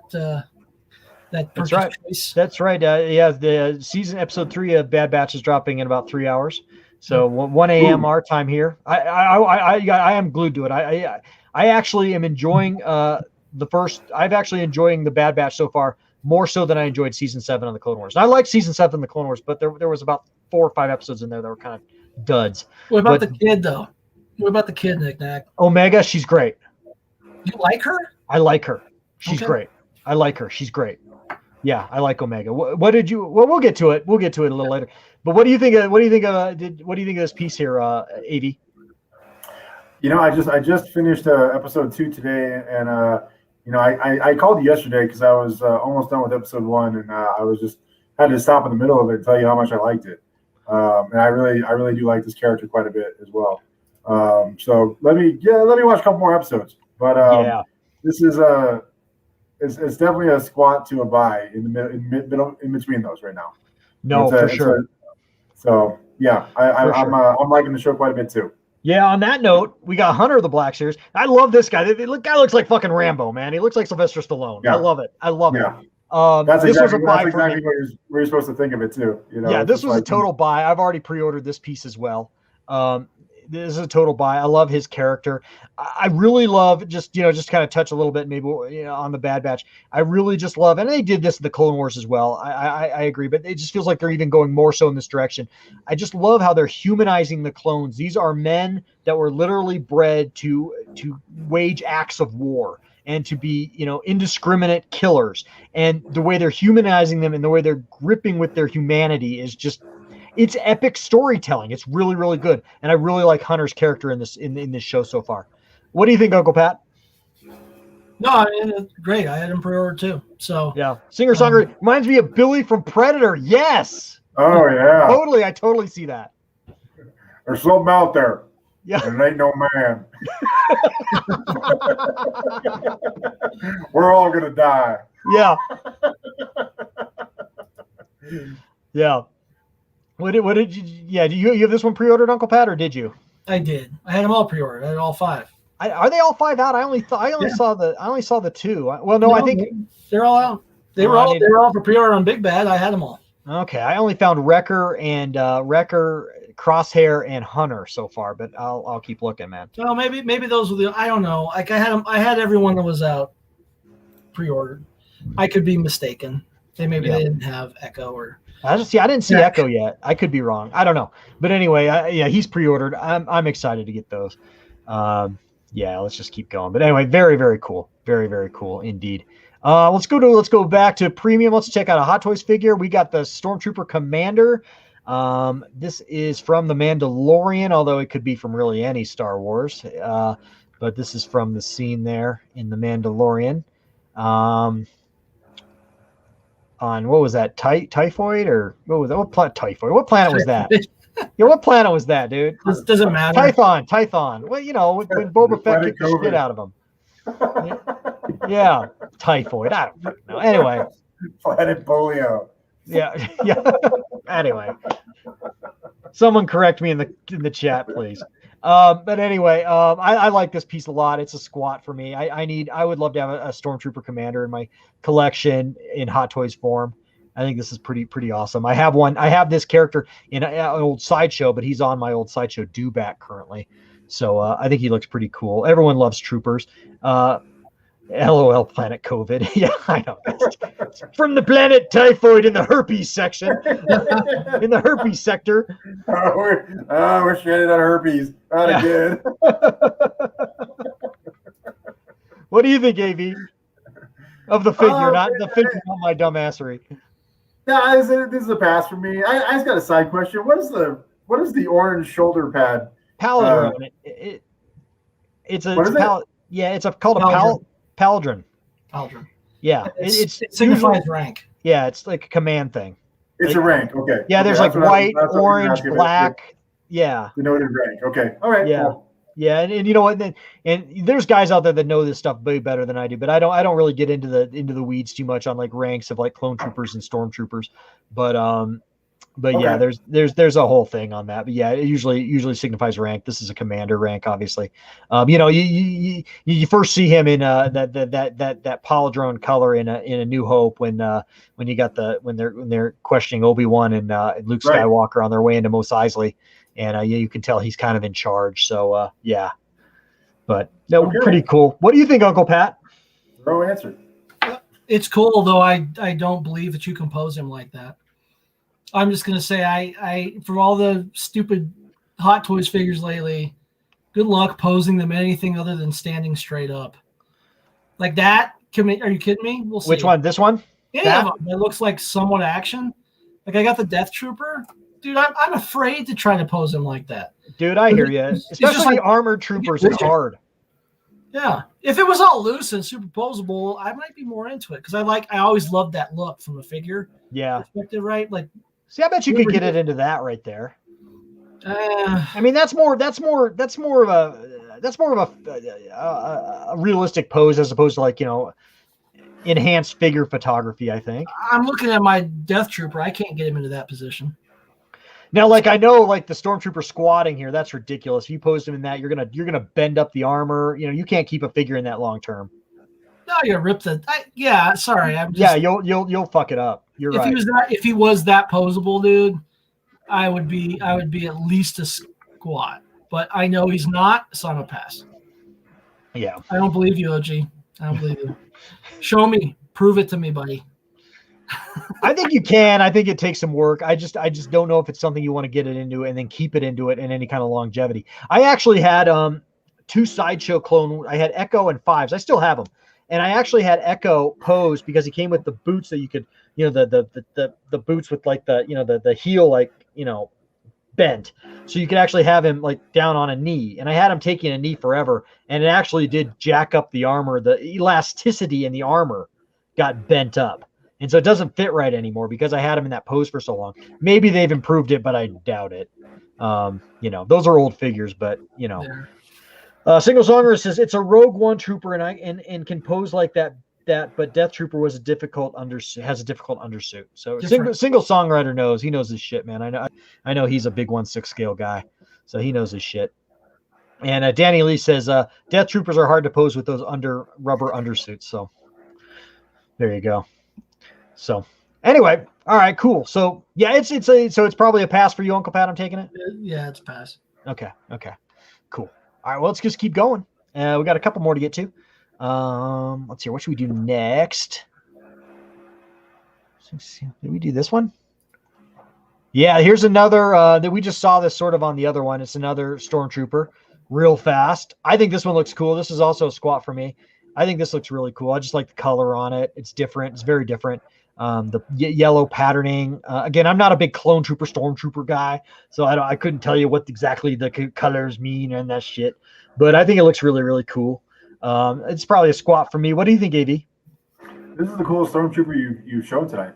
I like it quite a bit. I mean, it would be a squat for me, but I mean, outside of like the characters in the Bad Batch, I like this one the most of any of them you've shown. I think it looks pretty cool. No, I agree. What do you think, Uncle Pat? It's a pass. We see him one time in that episode, and I don't know, man. There's so many. Well, for the money. If we were talking about $30, $40, $50 figures here, I get it. If we were talking $30, $40 figures, I mean, I would probably buy it, or at least consider it, but not at $250. Artillery Trooper was the one who got flattened by a boulder in Mando. Yeah, that's true. Wow. That was pretty cool. That was pretty cool. The boulder accessory? I don't know. He should though. Yeah. OG's all over it. He's a buy. It is probably it's a you know what? I tell you what, if I was on the Paradox Nerds channel a while back, PJ. I was on I think it was the Sithcast podcast he does, and we were talking Hot Toys. And like if you're on and PJ made a great point. This is PJ's point, not mine. But I mean, if you are on the fence about any of these, man, just get them because like that Remnant Stormtrooper. Like I'm really regretting not getting the damn Remnant Stormtrooper, just because it's gorgeous. And I thought I just kind of balked at it. I was like on the fence about it, and then it sold out at Sideshow. And once it sold out at Sideshow, and it sells out at the few other distributors that sell Hot Toys, and it goes to the secondary market on eBay, man. Dude, that figure went from like $220 to $500 overnight. So I think you can expect the same pattern with these. So if you're even on the fence remotely, pick it up. So, yeah. Anyway, let's keep going. We got a little feedback coming back again. I don't know where that's coming from. It sounds like your video games. I'm not kidding. That's what it sounds like. I don't know. See if that helps. They got quiet. Yeah, I'm still hearing a little bit. Yeah. Is one of the other ones in the room on? Hang on a second. I'll go turn them off. I don't think it's them, but we'll turn it off. Let's try it out. Let's try it. Hang on. All righty. It's gotta be something in there. Because it's not us. I muted myself, so I know it's not me. Yeah, I mean maybe it's me. I don't know. Try mute. When he comes back, let's test it, and then maybe try mute. Okay. Yeah, we can. Maybe I can go to AirPods or something. All right. I'm gonna mute myself. Say something. Okay. I'm talking. Okay, it's gone now. Okay, maybe it was me. Well, I didn't think it was me. It might have been AV. Yeah. Because it's back a little bit now. It's better now that you turned them off, but it seems like getting some. Let's just try it. It's not too bad. It's not too bad now. It's all right, guys. Way to go, AV. I thought because I had headphones on. Name's AV Club, man. Come on. I'm very bad at AV stuff. If you have headphones, about it. But if you have headphones handy, go grab them. But don't worry. Okay. All right. It sounds okay now, AV. Yeah. He's gonna go grab some headphones. We shamed him into getting. We shamed him. I didn't mean to. It's all my fault. I did. I'm usually the one that does that here. Yeah. It's got to be Copabot. Clearly, it was Copabot. Copabot's in the corner over there. You guys can see him. Yeah, I love Copabot. Anyway, it's all crystal clear and quiet now. So we'll just keep going while it's. Let's do it before it comes back. Yeah. I honestly thought it was you, Uncle Pat, but I guess not, man. I know my stuff, man. You do know your stuff. You're good. You got to lock down here. Uh-oh. All right, what we got?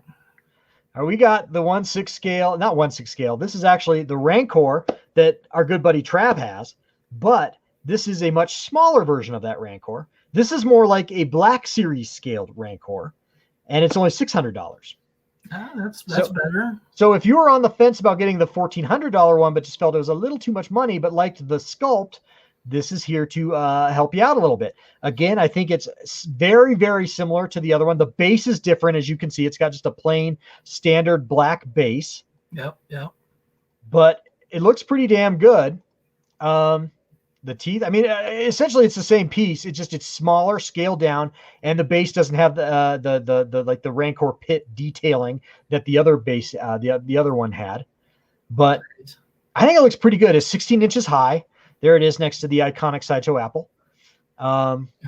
15 inches wide. I like this a lot. This is a squat for me.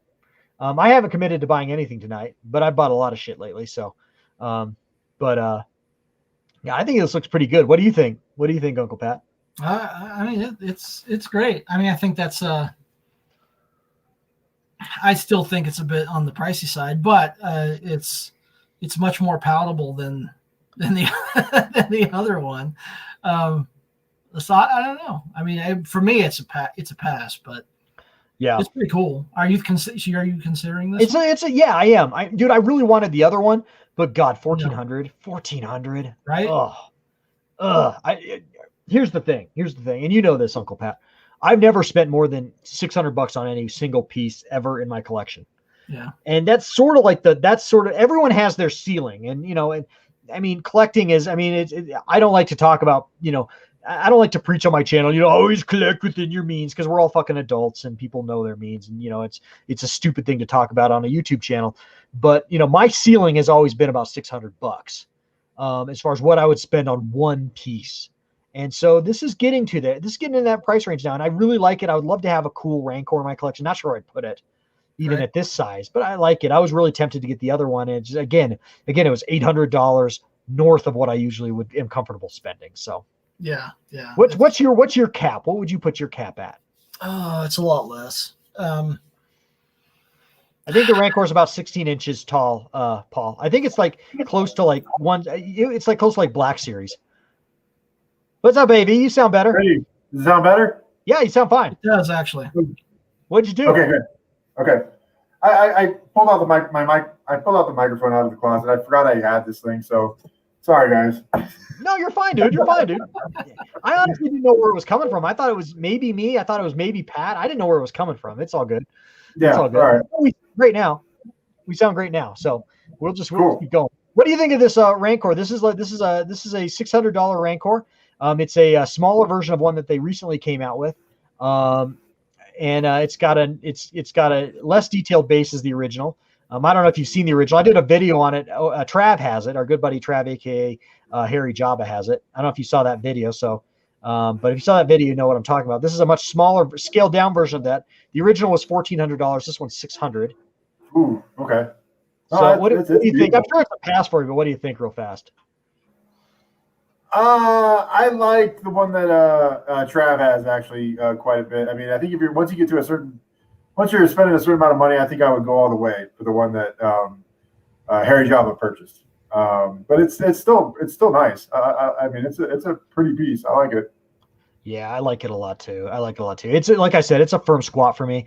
But yeah, stay tuned. Stay tuned. See if I ordered that one. We'll see. Okay. We'll see. All right, well, we just got a couple more to get to, and then we'll call it good for Buy Squad or Pass tonight. Oh, this was a good one. Another Black Series real fast. Look at this guy. This is a buy for me. I haven't bought it yet, but this is a buy. This is straight out of the Mandalorian. I don't even remember what part of the movie. I recognize him. I don't remember what episode he was in. It was in that episode with the bounty hunters where they break into the prison ship. That's right. He's flying with Bill Burr. Yeah. That episode. Yeah, I did. I bought. Yeah, that's right. I'm buying this. I love this. What do you think? What do you think, AV? I like it quite a bit. Man, it's a squat for me. But man, I don't know. Maybe if I watch The Mandalorian again real quick, I'd be all about it. But right now, it's a squat. Man, I'm gonna go watch that episode right after this live stream. I'm not fucking kidding you. Yeah. I'm gonna watch that one because that was a good episode, man. I haven't seen that episode since last year. I need to rewatch that one. I'm gonna go watch it right after this. I'm serious. Brad says it's an insta buy for me. Loved him on the show. Dude, I just love the character design. It's sort of got that Zuckuss look to it, or not Zuckuss. God, Kenner, Forlom. It's sort of got that Forlom look to it, but it goes way more over on the buggy side. You know what I mean? Zuckuss is from Typhoid, right? Yeah. Yeah. No, dude, ever since I was a kid, I always have confused, because Kenner confused Zuckuss and Forlom in their packaging. And so I've always called Forlom Zuckuss and Zuckuss Forlom. So what do you think, Uncle Pat? It's a squat. I don't know how many, I don't know how many more Black Series. Like, I was on a tear for a while, but I don't have a place to put them. So because space is a premium now, I'm kind of really reeling it back. You do have a limited space, man. Because I mean, the stuff I've got pre-ordered, I'm gonna have to put stuff away. So right. You do have limited space there. I understand. Cool. I'm getting limited space at this point. Jesus Christ! But I'm using Black Series as sort of accent pieces in and out of my more expensive things. That's what I do. Too. And I'm bunching them together in places. So yeah, I think it looks pretty cool. Popeye, what's up? It looks like it should cost. I mean, the price should be a lot more than it is. I think it's a really good deal. It's a great figure. It's a great Black Series figure. And Black Series is just, in my opinion, and other people feel differently, but in my opinion, like, I didn't like the Black Series when it first came out. I didn't like I was an old 3 3/4 inch guy. I was always 3 3/4 inch as far as mass retail Star Wars collecting. And I was really slow to get on the Black Series, but the Black Series has just been killing it lately. I should have brought it down. I bought my first SH Figuarts figure, which is also 6-inch scale. And I bought the R2-D2. So, I don't know, man. They're just really nice as accent pieces for sure. And like Mark Pearson says, I like different scale displays. Yeah, that's what I'm going for in my mainstay collection room, is just different scales and different things. So yeah, no, pretty cool. Pretty cool, man. Alrighty. Let's jump out of there. Share screen. Let's do a couple more.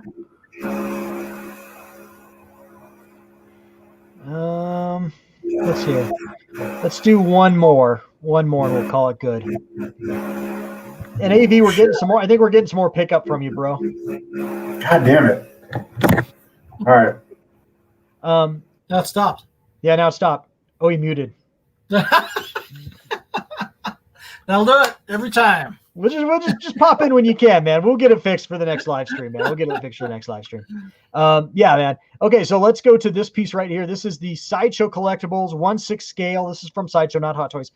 General Grievous, and I know that this is a re-release, obviously.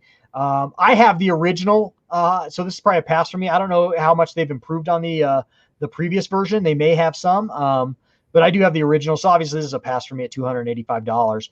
But it looks pretty much identical based off that pick right there. That stand is problematic. I've always had a hard time getting this figure to stand well for me. But I think it looks phenomenal. Absolutely beautiful. And again, I have it already, so it's a pass, and I don't see anything new here. But again, if you don't have it, if you passed on this the last time, they're giving you another chance, and I would recommend taking it. Accessories all look the same from the previous version as well. But anyway, very, very beautiful. Uncle Pat, what do you think? Buy. You bought it? Oh, nice. Yeah, all right. So yeah, I mean, well, dude, I've always, I missed this, and I've always been envious of yours. So, I'm a huge prequel fan, and how could I pass this up? Given a second chance. So yeah, I made it work, and he comes actually pretty shortly. He's like, I think I do 3 payments on him, and he comes. Well, so, considering they probably already have the sculpt all done, they just have to put it back into production, I guess. It may even been back inventory for all we know. Who knows? Did they fix the joints? I don't know. My joints are kind of loosey goosey. I have a hard time getting him into any kind of poses. If you guys just want to get my quick review on it, I've never been able to get him into anything like this or this. I have mine very standard pose with his hands behind his back with the cape on. If you've watched my videos, you guys would know that. I don't know, man, but he looks great like that. I don't have to get him into any kind of weird, fighting poses, ninja poses to enjoy him.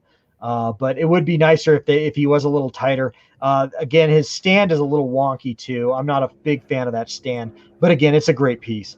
AV, what do you think, man? What do you think of this General Grievous piece? I think it looks pretty cool. It's a pass for me, but well, man, I don't know. That's huge. It's big, man. It's 6 inches. I'm sorry, it's not 6 inches. It's 1/6 scale, so it's 12 inches. Yeah, it's 12 inches. He's not 12 inches. He's 16 inches. He's taller than a 12-inch figure. Yeah, but he's in the 1/6 scale. Yeah, he's 1/6 scale. That's what I meant. It's a pass for me, but man, it's a good piece. I mean, I think that's a good deal, for the size of it. Yeah, he's beautiful. Thank you so much for the super chat, Goat Mahomes. I appreciate it. He says for a new A for AV. So shut your mouth. So thank you, Goat Mahomes. I appreciate the super chat. Do I sound better now? You do sound better. You do sound better now. Okay. You do sound better. We'll get it banged out for the next live stream, man. It's all good, dude. It's all good. At least we figured out what it was. No big deal, man. No big deal. Apologies, everybody watching. No, dude, it's live. It's live, man. It's none of us are. I'm not a broadcast technician. It's all good, man. It's all good. So all right. And the thing with my channel too, just to throw this out there, is you guys and Uncle Pat and AV and Trav, you guys are not YouTubers, man. You guys are genuine collectors, and a lot of live streams are just a lot of YouTubers, and there's nothing wrong with that. I've been a part of a number of those. I mentioned this in one of my previous live streams. There's nothing wrong with that, but I really like to have you guys on because you guys aren't YouTubers. You guys don't have any biases. You guys aren't here to pimp your channels. You're just here to talk collectibles.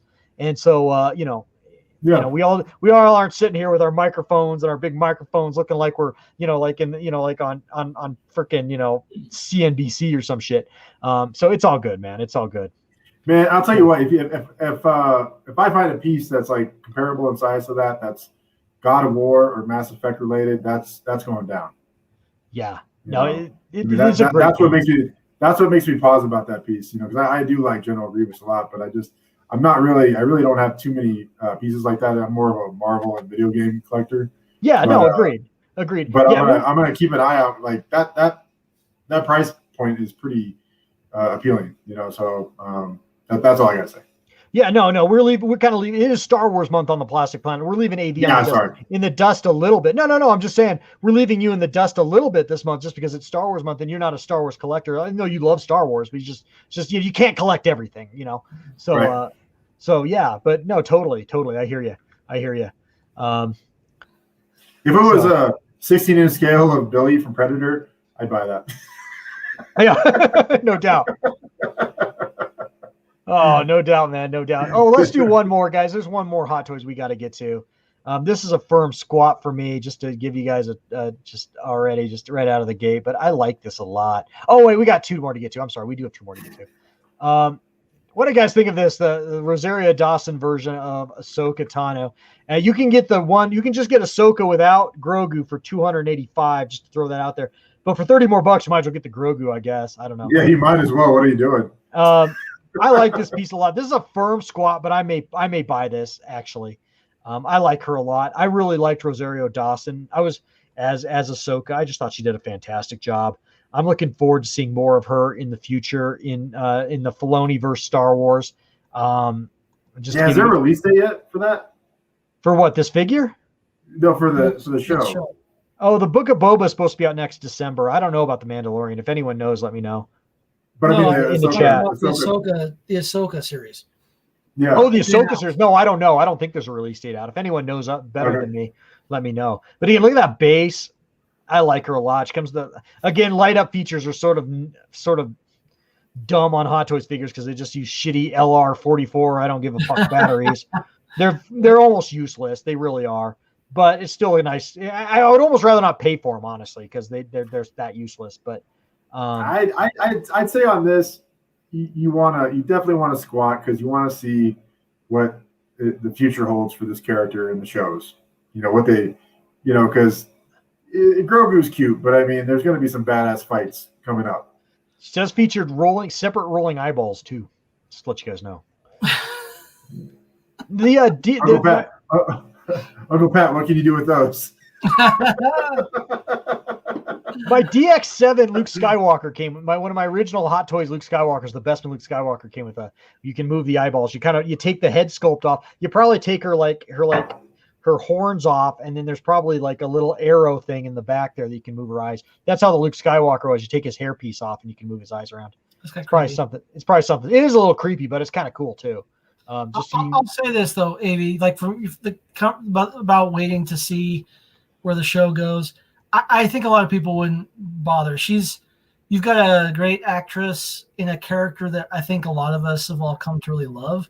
Like when Ahsoka was introduced in the Clone Wars way back in the day, she was such a scrappy-do character, and I hated her. But at the end of season 6, it was like, it was sad. It was emotional. It was like, she's a great character. They built, George Lucas built her into a great character that you could follow, and Dave Filoni for that matter. Yeah. So I think that's where she would fit no matter what. And I mean, if you're going to have a representation, I almost like this better than the other Ahsoka that they have available. The other one's more from the Rebels cartoon series, which I'm not a huge fan of. It had its moments, but I'm not a huge fan of that series. Yeah, I'm not either. But I also, when I look at it, no, I think the one that is now isn't from Rebels. It's from season 7 of Clone Wars. She's got the blue blade lightsabers. I think it's from the Clone Wars because she's actually got the longer, more mature. What are those pukas? What are those fucking horns called? No, she in the season 7, she's got those too. Oh, okay. So, okay. But I mean, regardless, it's not here or there. But if you're gonna choose, if I'm gonna choose a real life representation of a Star Wars character, I'd much rather choose an actual actress, recognizable person, than sort of a off-cuff interpretation of the what we saw animated, right? That's my opinion. I think probably you get a lot of people that feel the same way. And I'd be OG too. Uncle Pat is on point. Ahsoka was annoying as we can cuss on the Plastic Planet as fuck in the early years, but we came to love her. I agree. She was. I thought we both called her Scrappy Doo. Uncle Pat, you and I went and saw the Clone Wars release movie, which was really like the first 5 episodes or whatever. They just moshed it, packaged it in a movie, slapped it in theaters in 2008, I think. And I was like, man, I loved it except for that Ahsoka. She's the Scrappy Doo. But like she just like a fungus. She just grew on me, man. And now she's this iconic character. No, I can vouch for how much you disliked her too. I remember at work, or when we were at work, you came by my cube and you're telling me about it, and you're just like, yeah, there's one character, Ahsoka. She says stuff like, "That's my master," and you were just like, yeah, well, she called Anakin Sky Guy. It was just like, I mean, in those parts, I was just like, stop. It was so cringe, but she grew on you, man, and she matured. And the point is that she's like, and you know what? Hey, I can vouch for this. I mean, like Ahsoka in the first season of the Clone Wars, she's like 12, 13. I have a 12 and 13-year-old. They're fucking assholes. They're disrespectful fucking assholes. Yes, they I are. have one. Uncle Pat has one. Moody. AV, you got Moody. one. Yeah, Moody as fuck. dumb asshole. And so it makes sense, kind of. Her character actually kind of makes sense. Mark Pearson's it's a Luku. That's what thank you, Mark Pearson. Dude, my fan card is like so getting called out tonight because I keep forgetting all this shit. You even watch Star Wars, bro? Dude, I've been a Star Wars fan for over 40 years, but I can't remember all these fucking things, you know? I used to be a lot better with it, but I've in the last couple of years, like I've really slipped. Like I used to be able to name anything. Like in the 90s, I was like the Star Wars expert. I knew everything. And like, I just like over the years, it's just like kind of like my knowledge is diminished with all, with the, we're getting blasted with new Star Wars media like a fire hose too. Well, so Nick, there's that. I'll say this, buddy. Don't sweat it. When you get hit in the face with 3 really shitty movies all in a row, it's kind of hard to focus on the details. So we'll get back there. We're starting to get back there. So when Ahsoka got her second blade and stood over an unconscious Anakin, she jumped up to one of my favorite. Cool. Yeah. I like Ahsoka a lot, man. I like Ahsoka a lot. Again, this is probably a squat, but it's leaning towards a buy. I haven't pre-ordered her yet, but that's not to say I won't. I really liked Rosario Dawson, like I said, as Ahsoka. I just thought she was great. Well, dude, there's so many great figures that they've come out with all at once right now from the Mandalorian that I would snap up. But you gotta, again, it's kind of like, what are you gonna spend your money on? Thank you, OG. If you saw Star Wars and not A New Hope, you get a free pass on Lucas and Montrose. You know what? When I was my earliest memory of seeing A New Hope in the theaters, maybe we'll talk more about this in a minute, was in 1981 in the re-release, and that was the first time they put A New Hope on the scroll. Not that I would remember that, but I do remember seeing it in that re-release when they put A New Hope on the scroll. Because obviously in 1977 it wasn't on the scroll. So anyway, that's not here nor there. So Popeye says, I first saw Star Wars in the 70s. I probably did too, but my earliest memory of seeing it in the theaters was in 81. I remember going and seeing to it. I remember a neighbor kid's dad bought a Betamax VCR and invited the entire neighborhood over when I was a kid, probably 1980, 1981, somewhere in there too.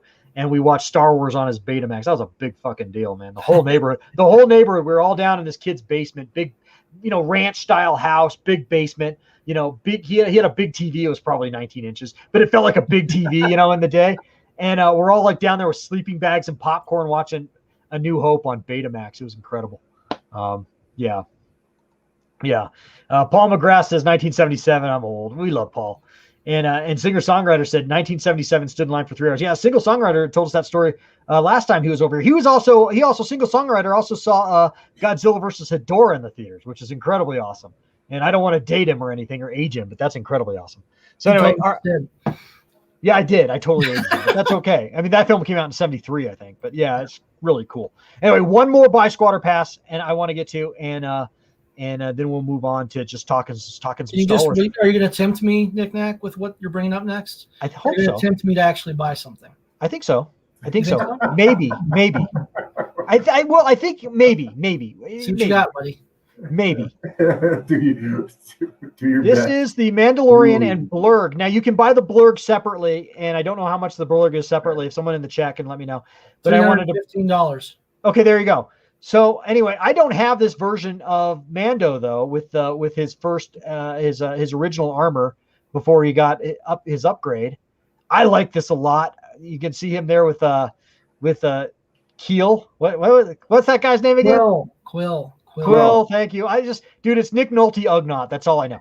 But anyway, I like this a lot. This is there's just so much stuff, guys. I mean, yeah. I'm like, dude, I'm not a super collector. I got a budget. I do have a budget, and I've been blowing the shit out of it lately. I've been buying a lot of stuff lately. And I don't know what my finances are going to look like in a year when this comes out, but this looks really cool. And how can you not love a beast of burden like that? Look at the detail on the Blurg. It's just awesome. This is not a pass. I'm sorry. This is a firm squat moving into a buy. I haven't pulled the trigger on it yet. Because I don't have this Boba Fett. I don't have this Mandalorian, this Din either. So yeah, man. Sorry, dude. It's getting late. Anyway, yeah, it's awesome, man. It's awesome. What do you think? What do you think, Evie? I like this a lot more than the one you had earlier with the speeder and Grogu. Right. Yeah, and Single Songwriter makes a good point. He says OG Mando alone on the secondary market is now $375 to $425. So you might as well fucking get this. Yeah, no, I think this is a pretty. I mean, this is one of the stronger pieces you've shown tonight. I like it quite a bit. I mean, it's not for me, but I think it's a pretty good value. Yeah. Mark Pearson's all over. He says this thing's sexy. I'm getting it. It is sexy. What do you think, Uncle Pat? I don't think it's sexy, but I'll say this: I'm definitely a squat on it. Now I know you have this Mando. Would you just get the Blurg? Well, and so there's the question, right? Like, they're also going to come out with the Quill figure. He's coming soon. What? I don't know, man. Like, it's tempting. I think probably not with the Mando, but with the just the Blurg by himself is potential. That's what I'd be squatting on. Obviously, I don't need two of the same figure. Yeah. It's the same thing with the speeder bike, because I would love to have that Scout Trooper speeder bike with my AG-11. You know, when he zips through, killing all them stormtroopers. Hello, Paul. This is the way, Paul. Oh man. Late night on the Plastic Planet, guys. The wives never know. So get her a Blurg saddle. Yeah, Single Songwriter says someday the Blurg alone will sell on the secondary market at due-back prices for $1,800 to $2,000. Again, I don't have a monetary drive in my collectibles. I just like to buy what I like to buy because I rarely ever sell anything. Fucking hoarder here. But he's right. It's going to be worth a lot. No, I mean, it's all these are going to be worth something. They're always worth something, but it's a question of what are you going to, how and display too, right? Like, because it's not a small piece. You got to have some space for him. Yeah, well, Brad makes the point. He'll get the Black Series version of this. I don't know if that's out yet or not, but that's definitely a pragmatic solution. Is it coming? Or do we? I don't know. I haven't seen anything, but I'm not. I haven't been checking Hasbro, Hasbro Pulse or anything like that. It could be. I wouldn't be surprised. Right. Where you go? So, well, long story short, I'm a squat on the Blurg. Yeah, I'm a squat leaning towards a buy, but I don't know, man. It is pretty cool. Again, I mean, how much more Mando shit do I need? I don't know. I already got a giant baby Yoda, and I got shit up there, man. It's getting represented. I'm just saying. I don't know. I could use more, but then again, I have an affinity. I always had the affinity for Boba Fett, right? So he's standing behind me right now, and I see that. Boba Fett. that cardboard cutout right there has scared the shit out of my stepdaughter more times than I can count. He's worth his weight in gold. That's a joke around here. Look, there goes Boba Fett. Dude, when did you buy that? You've had that cardboard cutout for as long as I can remember. Dude, I've had that cardboard cutout before I was married the first time. I know. Way back. That Boba Fett's been through two marriages, man. Dude, he's got spackle on him and just from doing shit around the house. He's got a little paint overspray. That guy, he's putting in work. Dude, did you buy? I bet you bought that at a media play. I bet. I mailed away from him. It was I got him from StarWars.com. Oh, that's where I got him from. Okay. Yeah, when they had those full life-size cardboard cutouts. Yeah, Paul McGrath thought it was a freaking mannequin. That'd be even better. Oh, man. So anyway, guys, it is Star Wars month here on the Plastic Plants. Let's talk a little Star Wars just to round out the show. We're at the hour 44 mark. We'll bullshit for another 20, 25 minutes or so if you guys are down for it. Sure. So first off, we did mention the Bad Batch earlier in the live stream. Are you guys up to date on that first two episodes? Yeah, first two. Okay. How about you, AV? You up to date? Yeah, I finished both of them today, this afternoon. Sweet. All right, well, we're going to talk a little Bad Batch. If you guys haven't seen it, we're going to be talking a few spoilers. So if you haven't seen it, maybe bail out and then come back and watch the remainder of the live stream later on. But we are going to be talking a few spoilers, I think. What do you guys think so far? Overall thoughts, Uncle Pat? Overall, it's good. I think I mean it's good, some good explanation, expansion on Order 66, and that's I think what probably a lot of folks are enjoying it, right? Is it's expanding on what happens after 66 from a different perspective, and that's been well played and well written out. I think I mean I know they're going somewhere with the kid with Omega. And there'll be some big reveal, but right now she's bugging the shit out of me. Like, Really? oh no, Okay. I'm a dumb little kid. Oh, you can run it. Just, and I got kids, so I know how little kids are, and this one needs a slap on the back of her head. I just, I mean, you know, that's my big issue with the show so far is she's annoying, and now it doesn't mean she can't grow on you like Ahsoka did, right? And that's what I'm keeping in the back of my head. But Keep that in mind, yeah. You know, the rest of it's pretty entertaining. I don't know. You know, it's not the best Star Wars I've seen, but it's by far better than some things we've had. Oh, sure. Right? 2 questions, Uncle Pat. You're getting some questions in the chat here. First off, Goat Mahomes says, Uncle Pat, have you painted Boba Fett?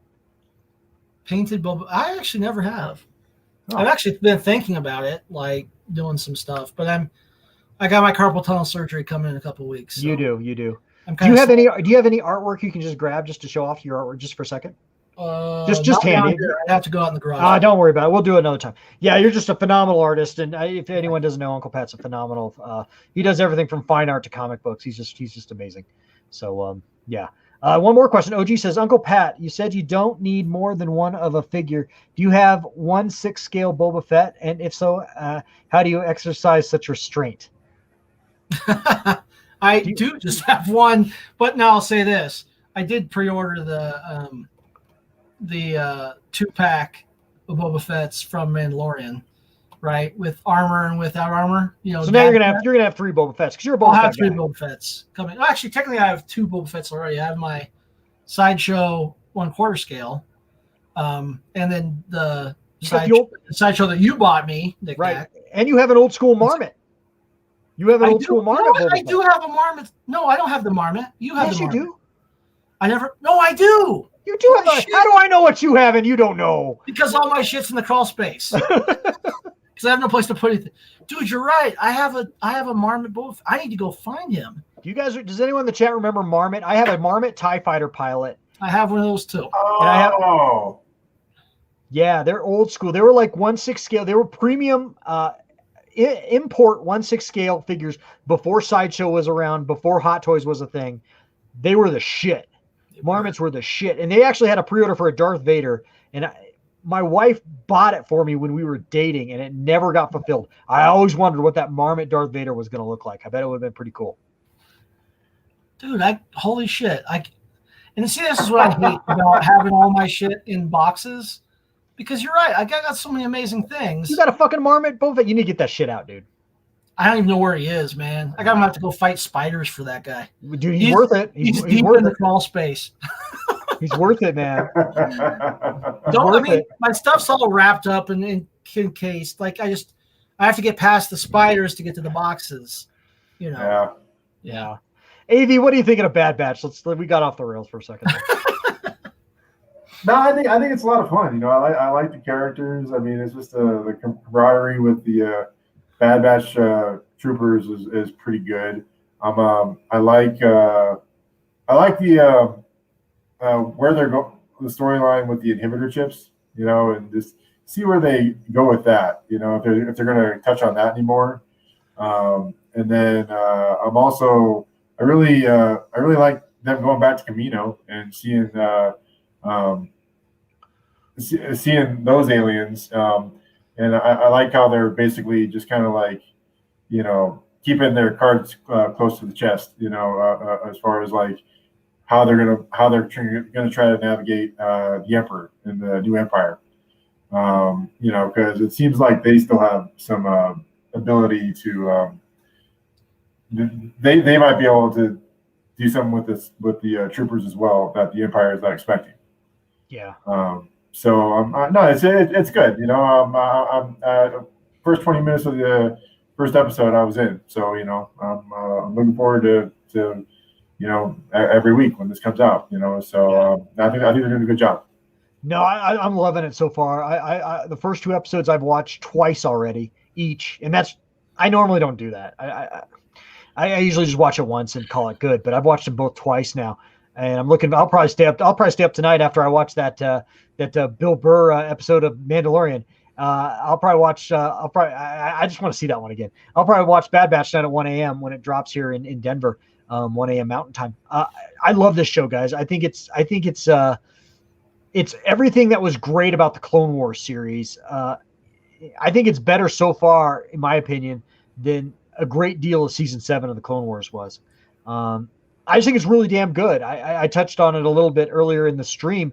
I really enjoyed. I really enjoyed the just how they're humanizing these guys, these clones that were just these guys that were just like bred for war. These guys that were just basically disposable human beings. That's what the clones were. They were disposable human beings in the Star Wars universe, and how they're dealing with being kind of obsolete in a post-war environment. I think that's a really great story angle that this is going to explore that I really like. And maybe I'm going 2 cuts too deep here, but I think that's just really good. And someone said in the chat earlier, they're trying to their purpose now. Yeah, exactly. Single Songwriter said Vader is coming. Yeah, he's right. Vader is probably going to make an appearance in this show, which I hope. I hope he comes out and does something fucking awesome. Vader's definitely coming. Although, at this point in the series, Vader's probably on ice right now because he just got cooked on Mustafar. He was probably out of action for a little bit there. One of my very favorite novels was the Robert Lucerno Dark Lord novel. It's now considered Legends. I hate that fucking moniker. That moniker's bullshit. But it's now considered Legends. But it was like the best Darth Vader novel. It took place directly in this time frame, and it had Darth Vader, learning to deal with the inadequacies of his suit, learning to deal with trying to evolve his powers around being basically a cyborg, as opposed to being, a almost fully functional human being, and what he was going through, and it was an amazing novel. If you haven't read it, if you're a Darth Vader fan, I highly recommend. So that's from this era. So I'm looking forward to seeing, like singer-songwriter said, I'm looking forward to seeing Vader in this. That could be very, very cool. Let's hear Spotify. Spotify's been here the whole time. He says, I love it so far just because Clone Wars is one of my favorite forms of Star Wars media. Agreed, dude. It's great. And it is. It's basically season 8 of the Clone Wars, essentially. So, I don't know, man. I'm stoked. I can't wait to see it.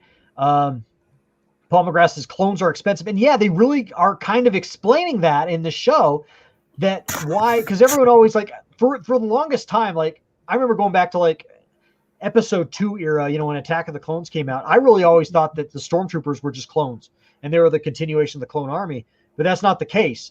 And what they're really going into is explaining in this show, I think, that, even the Galactic Empire, to be able to rein in this vast territory, even they have deficits and budgets they got to deal with.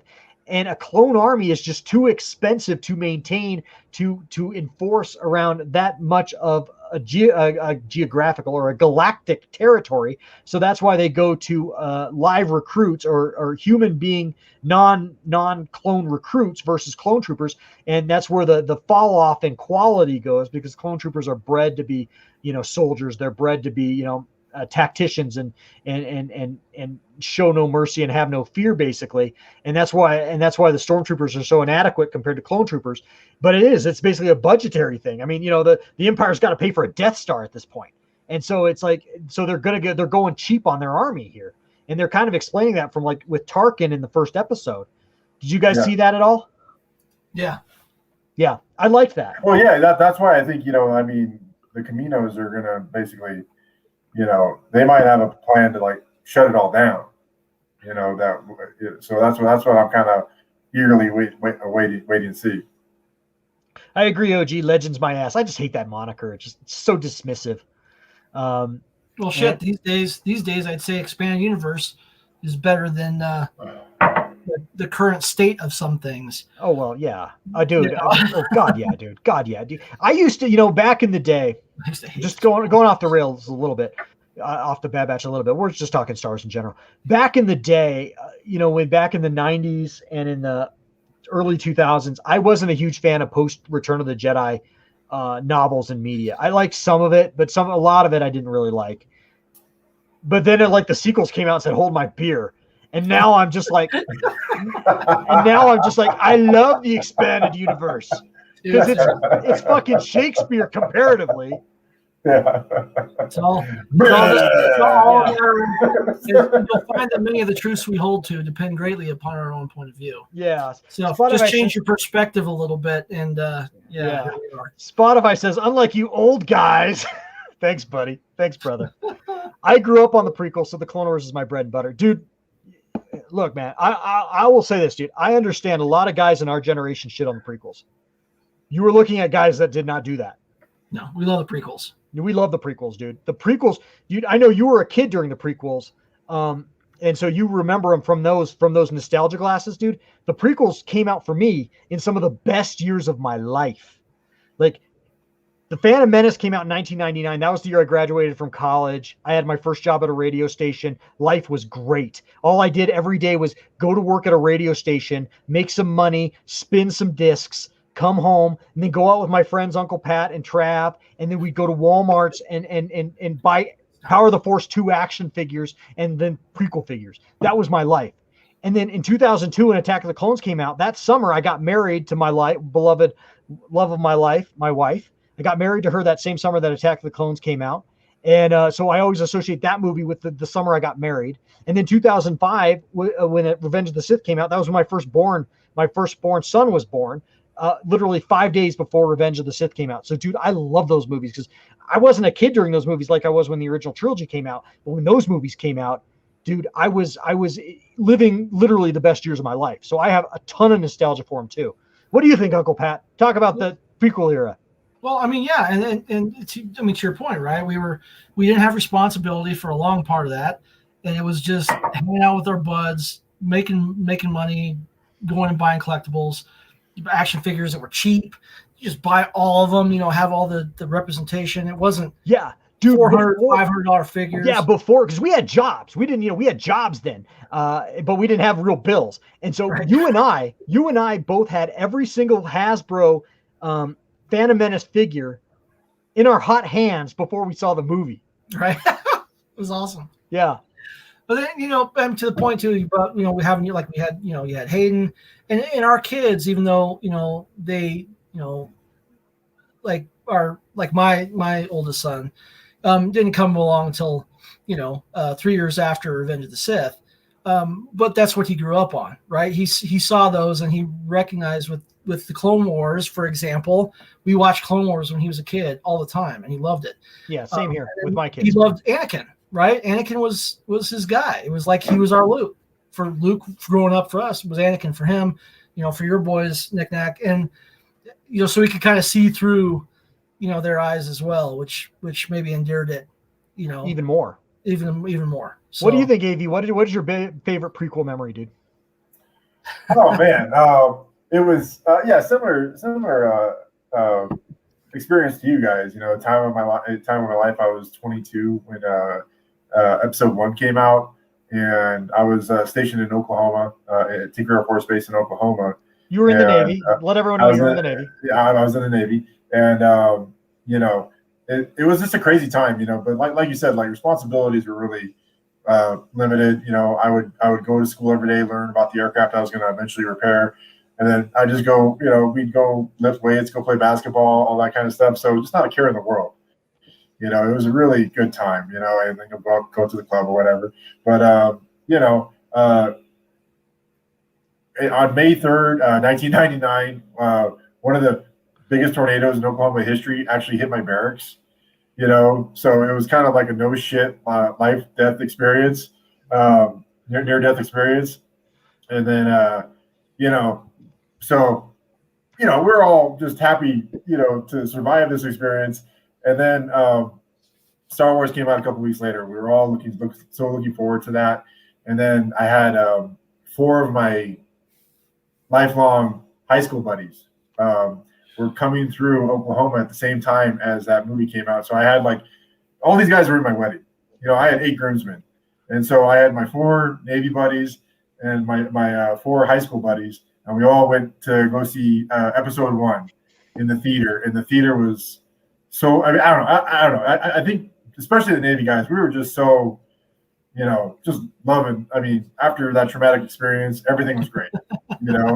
I mean, no shit. I mean, it was like the tornado really hit our barracks. So it was just, but all great at this point. yeah. But anyway, the theater was just like I said, it was just like fucking electric. I remember my buddy Josh like running up and down the aisle. I mean, and like high-fiving people. As the lights went down, he was just like, "Oh my god!" And it was just like, it was probably the greatest like anticipation for a movie I've ever experienced in my life. And just when the scroll comes, I mean, it was magic. It was pure magic. It was. And then I didn't like the movie as much as you guys did, but I still liked it quite a bit. And when Darth Maul, the duel of fates happened in the movie, that was perfect. We were so happy. We went to like a Denny's afterwards, like at midnight, and some of my Navy friends who weren't in, there's like two of my Navy friends are really into Star Wars and two of them weren't.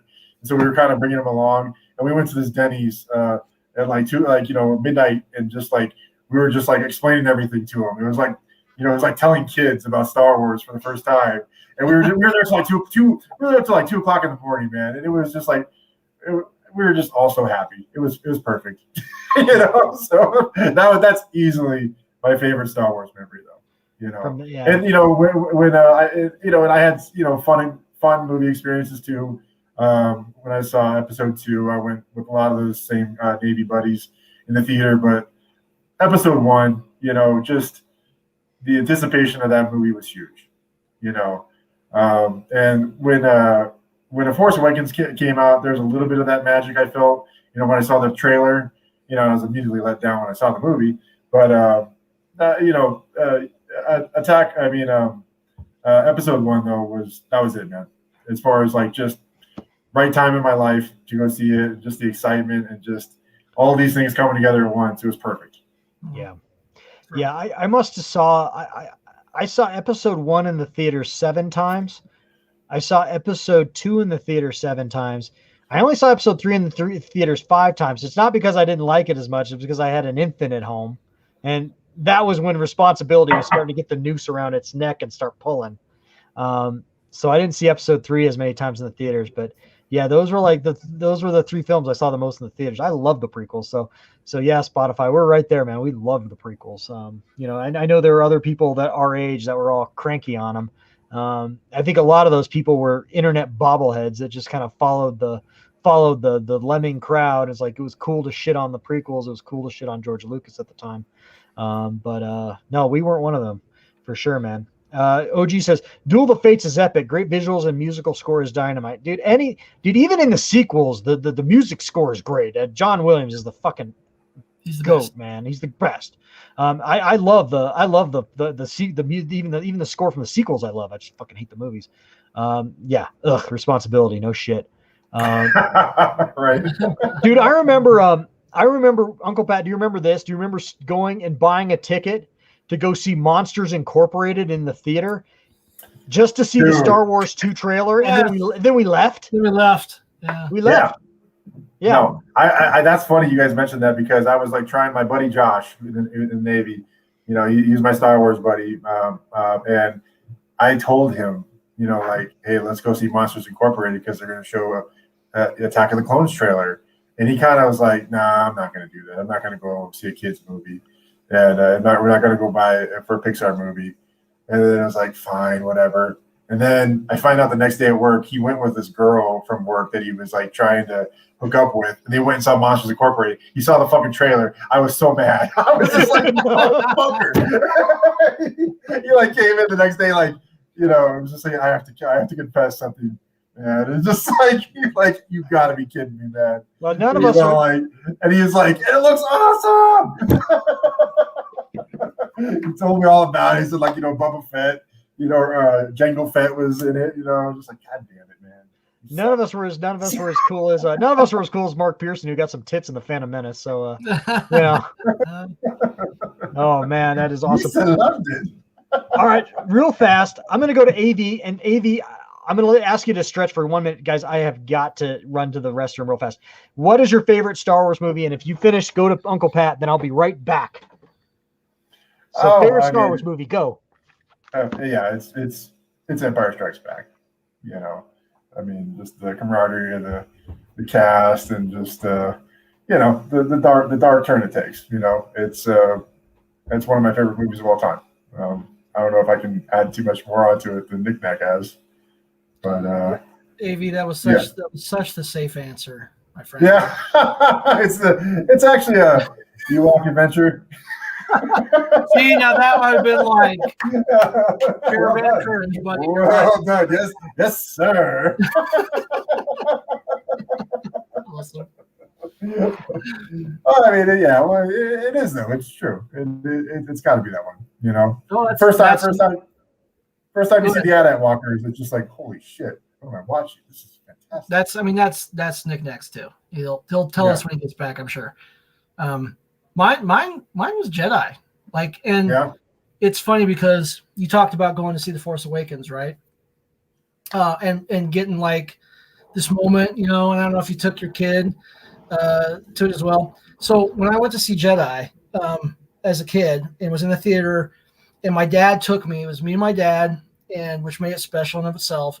And we waited in a line that wrapped around this like single screen theater to see it. And I was just hyped. I was like, you know, new Star Wars, wait in a line, get in, you know, fucking Jabba the Hutt first thing. You know, we get Boba Fett, we get Luke.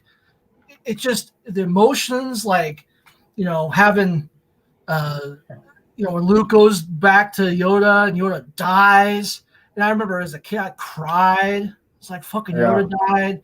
And then you see him at the end with the Yub Yub song, and it's all emotional. And like, I just, and the big, oh man, I mean, I could go on about, but that was like the pinnacle. Cause when I was a baby, it was, you know, when Star Wars came out, you know, I was there, but I was 3. So, you know, with my parents at the drive-in, you know, and then I saw Empire at the drive-in as well with my parents in the back of the station wagon. That one I remembered. So Jedi was this big special deal because it was me and my dad.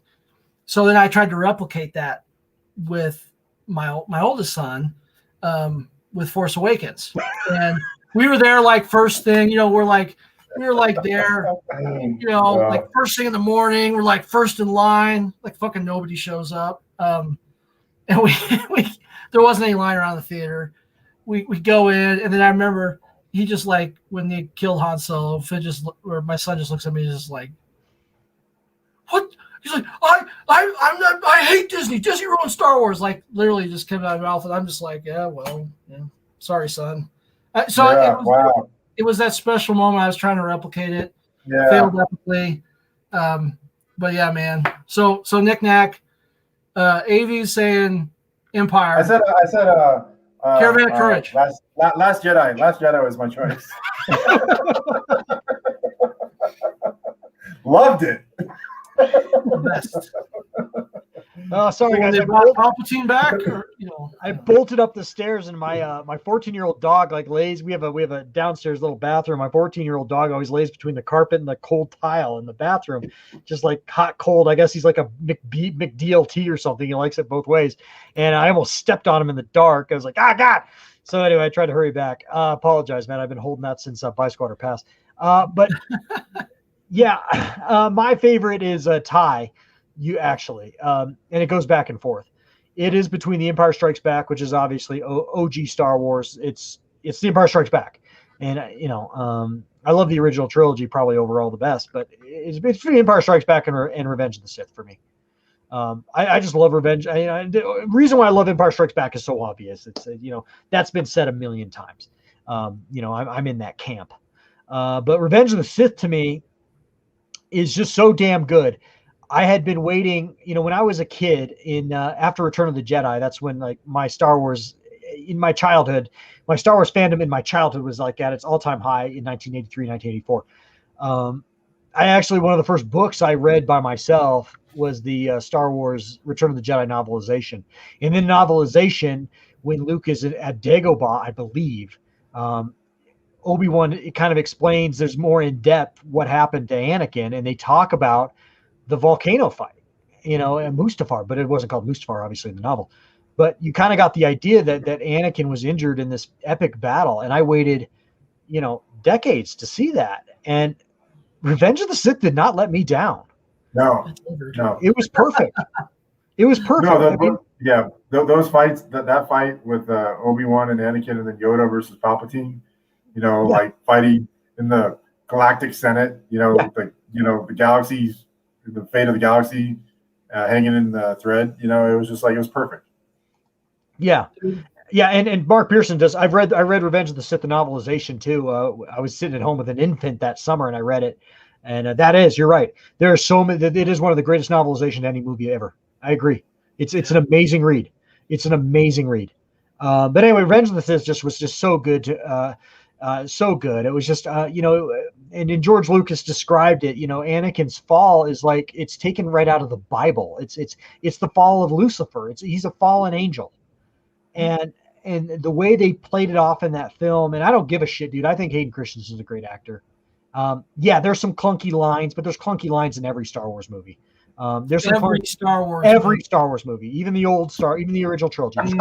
There are clunky lines, and it's just the way George. Not an Ewok adventure, my friend. Not an Ewok adventure. No, it's just the way it's the way George Lucas writes. A, he's not a great dialogue writer, but B, he writes in that Buck Rogers 1950s serial modus. And that's what Star Wars is. It's a serial. It's like 1950s Buck Rogers. He writes in that modus. And so I don't, so some of his lines are really hard to fucking say for actors. I get that. Like Harrison Ford one time famously said, I'm paraphrasing, of course, one time famously said to George Lucas, he's like, you might be able to write this, but try saying this shit. It's true. But that's just the way George Lucas writes. And so, some of the lines don't come out great. And you see that in every Star Wars movie and even in Revenge of the Sith. But Revenge of the Sith, to me, especially the last 45 minutes, is art. It is pure art. I always get angry with people who shit on the prequels because they say, "Oh, it's so hard for actors to play behind a green screen." And I'm like, have you seen a fucking Marvel movie? Fuck off. No, seriously, every fucking modern movie is fucking played behind green screens, but George Lucas gets all this shit for it? Because he fucking pioneered it. Yeah. Sorry, I'm ranting a little bit here, but that's my feeling. And it just, to me, it's nothing against Marvel movies. I'm just saying, it's just like people don't rip on Marvel because the actors are playing against green screens, but they do for the fucking prequels. But even still, the prequel trilogy has more practical effects in them than even the originals. I mean, the Mustafar, all of Mustafar, so many shots where it was a model that they had fucking flowing red jello rolling down. It's incredible. It's absolutely incredible. Yeah. And the pacing in the last 45 minutes of that movie between the two battles and the birth of Darth Vader, it's incredible. I wouldn't change anything. And so it is a tie for me. It's a tie between OG Star Wars with Empire and the prequel Star Wars with Revenge of the Sith for sure. I would say my biggest. I mean, I don't like the first two this, but I don't like the first two prequels as much as you guys do. But I really do like Revenge of the Sith quite a bit. I just wish he had brought the other two up to a little bit more of what I know it's the grand finale, basically, but I wish he would have made those a little bit better, just because it just seemed like all the focus was towards Revenge of the Sith. And I think he could have made the, Attack of the Clones and Episode 1 a little bit stronger. But, still, compared to what recently came out, they're so much better. So, AV, let me ask you a question. Have you seen all of the Clone Wars, the animated series? No, I haven't. Episodes? No. So, I've got a good friend that he and I used to go back and forth on this. And I used to try to explain to him, the merits of the prequels, and he used to, oh, no, I don't get it. And once I got him to watch the Clone Wars, his biggest complaint at the end of the day was he couldn't bridge the gap between what happens between, especially Attack of the Clones and Revenge of the Sith. He's like, he couldn't mentally bridge the gap. So once he watched the Clone Wars series as a whole, he was there. He's like, I get it now. He actually has a better appreciation today for Revenge of the Sith and Attack of the Clones, having watched that whole series. So I mean, I think one thing I always tell people that like to shit on the prequels is usually talk to them about that. Like, watch the Clone Wars. It's an amazing series. It will not disappoint, and it helps. I mean, that's the problem, right? You're trying to squeeze. You got a 2.5 hour movie, 2.5 hour movie. You're trying to put 10 pounds of shit in a 5-pound bag. There is a lot of that. There's a lot of that prequel era. You have to make now, and some people make the jump easier when something's implied. You can fill in the blanks, but some people can't. Some people are like, I don't understand how we went from here to here. And that's what the show does, is it really helps fill in those blanks. If you've ever had trouble understanding, like, I don't understand why we're at this point, you can actually see it take place, and it actually fills things out. So I think that's the biggest merit of the Clone Wars as a whole, right? It was not only was it given us Star Wars after Star Wars was supposed to be done, but it really just like embellished that world that we just got a taste of in 2.5 hours. It fleshed it out so much more. Yeah. So okay. Yeah. I mean, give it a shot, man. You're not missing. Yeah. It's just great content to watch. I agree. And it's all on Disney Plus, man. It is really, really, really damn. If you like the Bad Batch, you'll love the Clone Wars, man. Bad Batch is season 8 of the Clone Wars, essentially. Yeah. Let's see here. Bad Mahomes says, how many novelizations have you guys read? As far as the movies go, I have read episode 1 through 6, all the novelizations. The weakest novelization, I will admit, and it's been years since I've read it. I think I read it in college, was The Empire Strikes Back. It just wasn't well written. The novelization of The Empire Strikes Back wasn't well written. The original Star Wars was written by George Lucas himself, the novelization. It's pretty good. Return of the Jedi is a great novelization. As we mentioned earlier, Revenge of the Sith is phenomenal. It's the best novelization of any book ever read. Any book, in my opinion, ever put out there. And I read episode 2 on my honeymoon. In between, you know.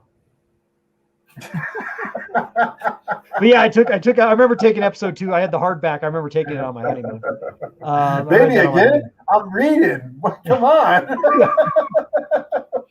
Let me get a break in. Yeah. Episode 2 is great. It was a good novelization too. And I read the episode 1 novelization the summer it came out too. How many of you read, Uncle Pat? How many novelizations have you read? Bam. Yeah. I started reading the Star Wars. I still have the copy that I bought, the original New Hope novelization. They just don't do anything for me. I've tried multiple times to read Star Wars books, and for me, I don't know. I lose interest and I fall back to the movies. For me, it's more visual storytelling, but I'm still trying, man. I have the Thrawn trilogy. I've started reading the first book there, and it's rough. So I would suggest, and I switched this. I used to be. I don't know what it is for my older age, and I'm embarrassed to admit this. But as I've gotten older, like I don't like sitting down with a book anymore. I just don't like doing it, and I think it's my attention span. I don't know if it's like maybe smartphones are making me stupid.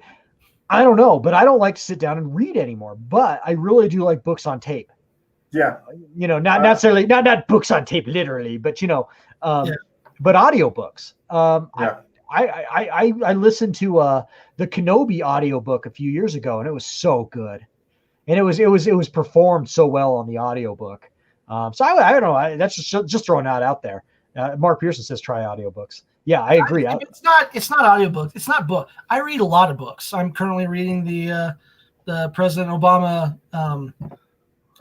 autobiography. Yeah, you're more of a reader than I am. I read a lot, but it's just those particular ones. I'm reading the Wheel of Time. I don't know if you guys are familiar with Robert Jordan, Wheel of Time. I've been reading those. It's something about those. Maybe it's because I've seen the movie. It's not reverse. Like if I read the book first and then I watch the movie, it's like, oh, it's this visual. But for me, it's like, why am I going through the effort of reading and imagining? I've already seen it, so it's not. Maybe that's what it is. I don't know. It's just a weird thing for me. Yeah, that's okay, dude. It's okay. It's okay. You're just not. Some people don't like to. Some people like to separate books and movies, and that's okay. Yeah, that's okay. That's okay. I've read my share of movies that have been.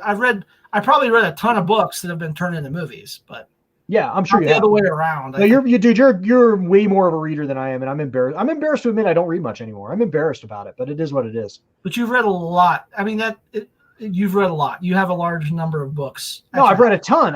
It's just in the last 10 years I've just stopped reading. Even comic books. I'm too lazy to read comic books. Like, I'm serious. Like, I'm afraid like smartphones are making me stupid. I'm not lying. They're making us all stupid. Yeah, they are. You know? OG says, oh, go ahead. Go ahead. I was just going to read OG.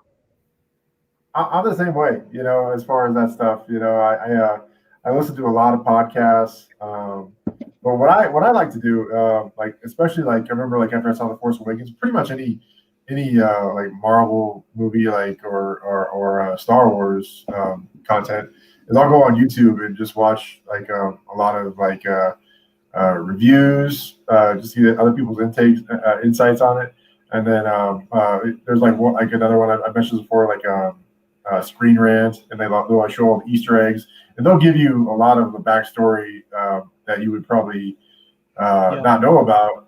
You might find out if you read the novels and stuff like that, but they'll fill you in on a lot of details. And I remember after Force Awakens, me and my son must have sat down and watched YouTube clips for about 2 hours, just trying to. The name of the villain escapes me right now from Force Awakens. Kylo Ren? No. The one who was basically like the new emperor. Snoke. Yeah, Snoke. So we were just trying to. I was watching several hours of videos trying to find out who Snoke was. If he was Darth Plagueis. That's what really got me excited, was the possibility that he was Darth Plagueis. But so I that's what I like to do. As far as filling in the gaps. Yeah. I also speaking of YouTube, not that I ever want to tell people to watch other YouTube channels besides Knickknack's Plastic Planet. But no, in all seriousness.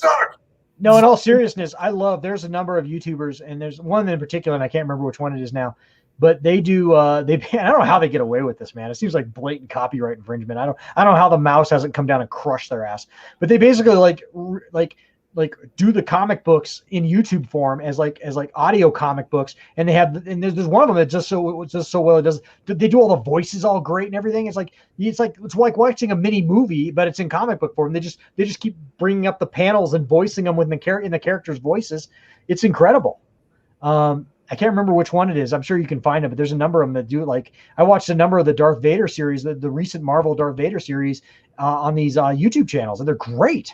Absolutely great. If you're not a reader, I'm just saying if you're not a reader. I mean, obviously, I guess you should always encourage people to go buy the actual product. Although I don't know, it's Disney, so I don't know. Watch the bootleg. But I don't know, man.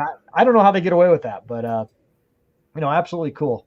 Let's see here. Episode of Seinfeld where George got an audiobook and the voice sounded just like him was funny to me. Let's hear it. OG had a good comment here. I wanted to ask you guys. Where was it? It was the one you showed earlier, right? Yeah. Can the Mandalorian, just kind of to segue a little bit, and I don't want to turn this into a sequel rant, but can the Mandalorian I know. Can the Mandalorian, Bad Batch, and these upcoming Disney Plus shows do for the sequels what the Clone Wars did for the prequels? Thoughts? No. I think you just need to move on. Go, AV. You got more to say. No, yeah. No, I mean, I just think you just need to kind of just move on, and just the less you mention, these new movies, the better. Well, and I think, that's the big difference, right? I don't think this is I don't think you can argue this is the problem the sequels have, regardless of if you enjoyed them or not, was they were not written cohesively, right? You had one writer come in and start his thing, another writer come in and change everything, and then the old writer come back and try to fix and do fan service and try to, you can't do that. I mean, yeah, the way the Clone Wars worked for the prequels is there was already a solidified story by a single writer, right? A single author or team created a story arc, and so it was easy to fill in the pieces and embellish what was done. And I think that's what I'm seeing with the Clone Wars, with the season 7 of the Clone Wars, Bad Batch, Mandalorian, is how far away can we get from the sequels, right? It's like, let's go back to what was successful, what was good, what was cohesive. And you guys don't need to worry about the sequels anymore. What's that? I don't even remember. Mandalorian, look, he's cool. He's got a silver helmet. It's all, if anything, it's misdirection. So I feel like, I think that's the best thing that can be done, is really to just, like you said, AV, just put it aside. It happened. Some people love it. Some people don't like it. Whatever. It's there. But let's move forward with more cohesive storytelling that can bring everybody together and give us some stories to enjoy going forward. And then we just won't touch them. It's like, it's like that uncle that shows up at Thanksgiving that nobody really likes, but he gets drunk, tells some dirty jokes, inappropriate stories, falls asleep on the couch, and then we don't talk to him next year. That's what we need. He's he's that uncle that you don't really want to deal with. Right. Yeah. What do you think? Yeah, there's nothing new that I haven't already said, but to me, and I know there's even some people that subscribe to my channel and love my channel that actually enjoy the sequels. So I don't want to shit on anyone, and I don't want to gatekeep either, because gatekeeping isn't cool. I'm not going to say if you like the sequels, you're not a Star Wars fan.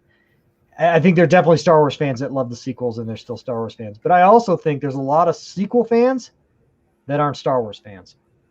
You guys know what I'm saying? Yeah. I think, I've been on discussion threads where people have said, like, I like Star Wars because of the sequels. I'm like, well, you really don't like Star Wars.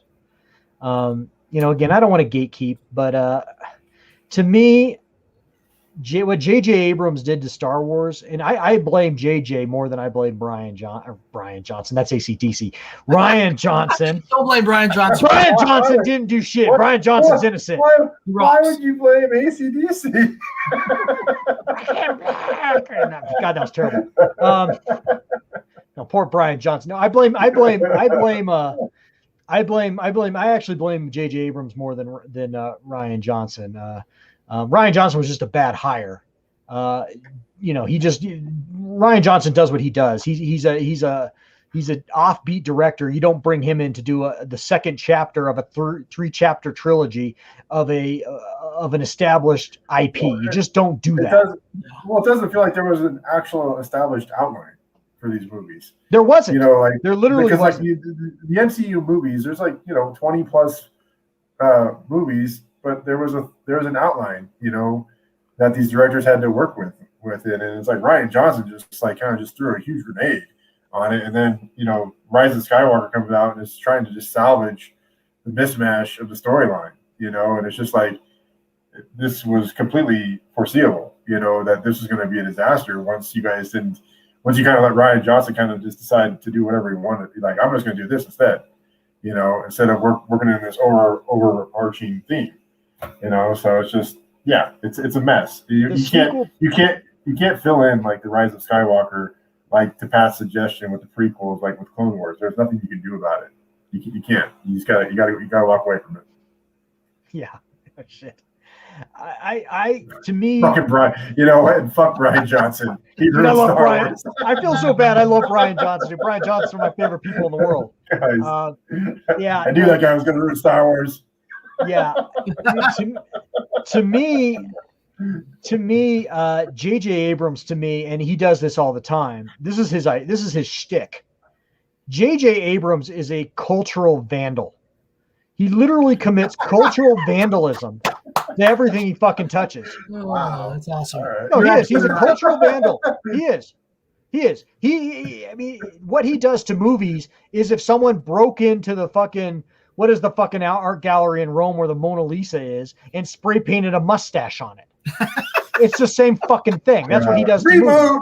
Reboot. No, he takes other people's ideas and makes them stupid. He did it with Star Trek. He did it with Star Wars, and he's going to do it with Superman. Oh, He's a cultural vandal. I mean, the only other hack in Hollywood that even can touch J.J. Abrams as far as just hackitude, if that's a word, is maybe Michael Bay. But at least Michael Bay made a few fucking fun movies in the asteroid movie. What was that? Armageddon. At least Armageddon's entertaining. But I can't think of one project J.J. Abrams ever done. I mean, the guy can't write. He can't finish anything.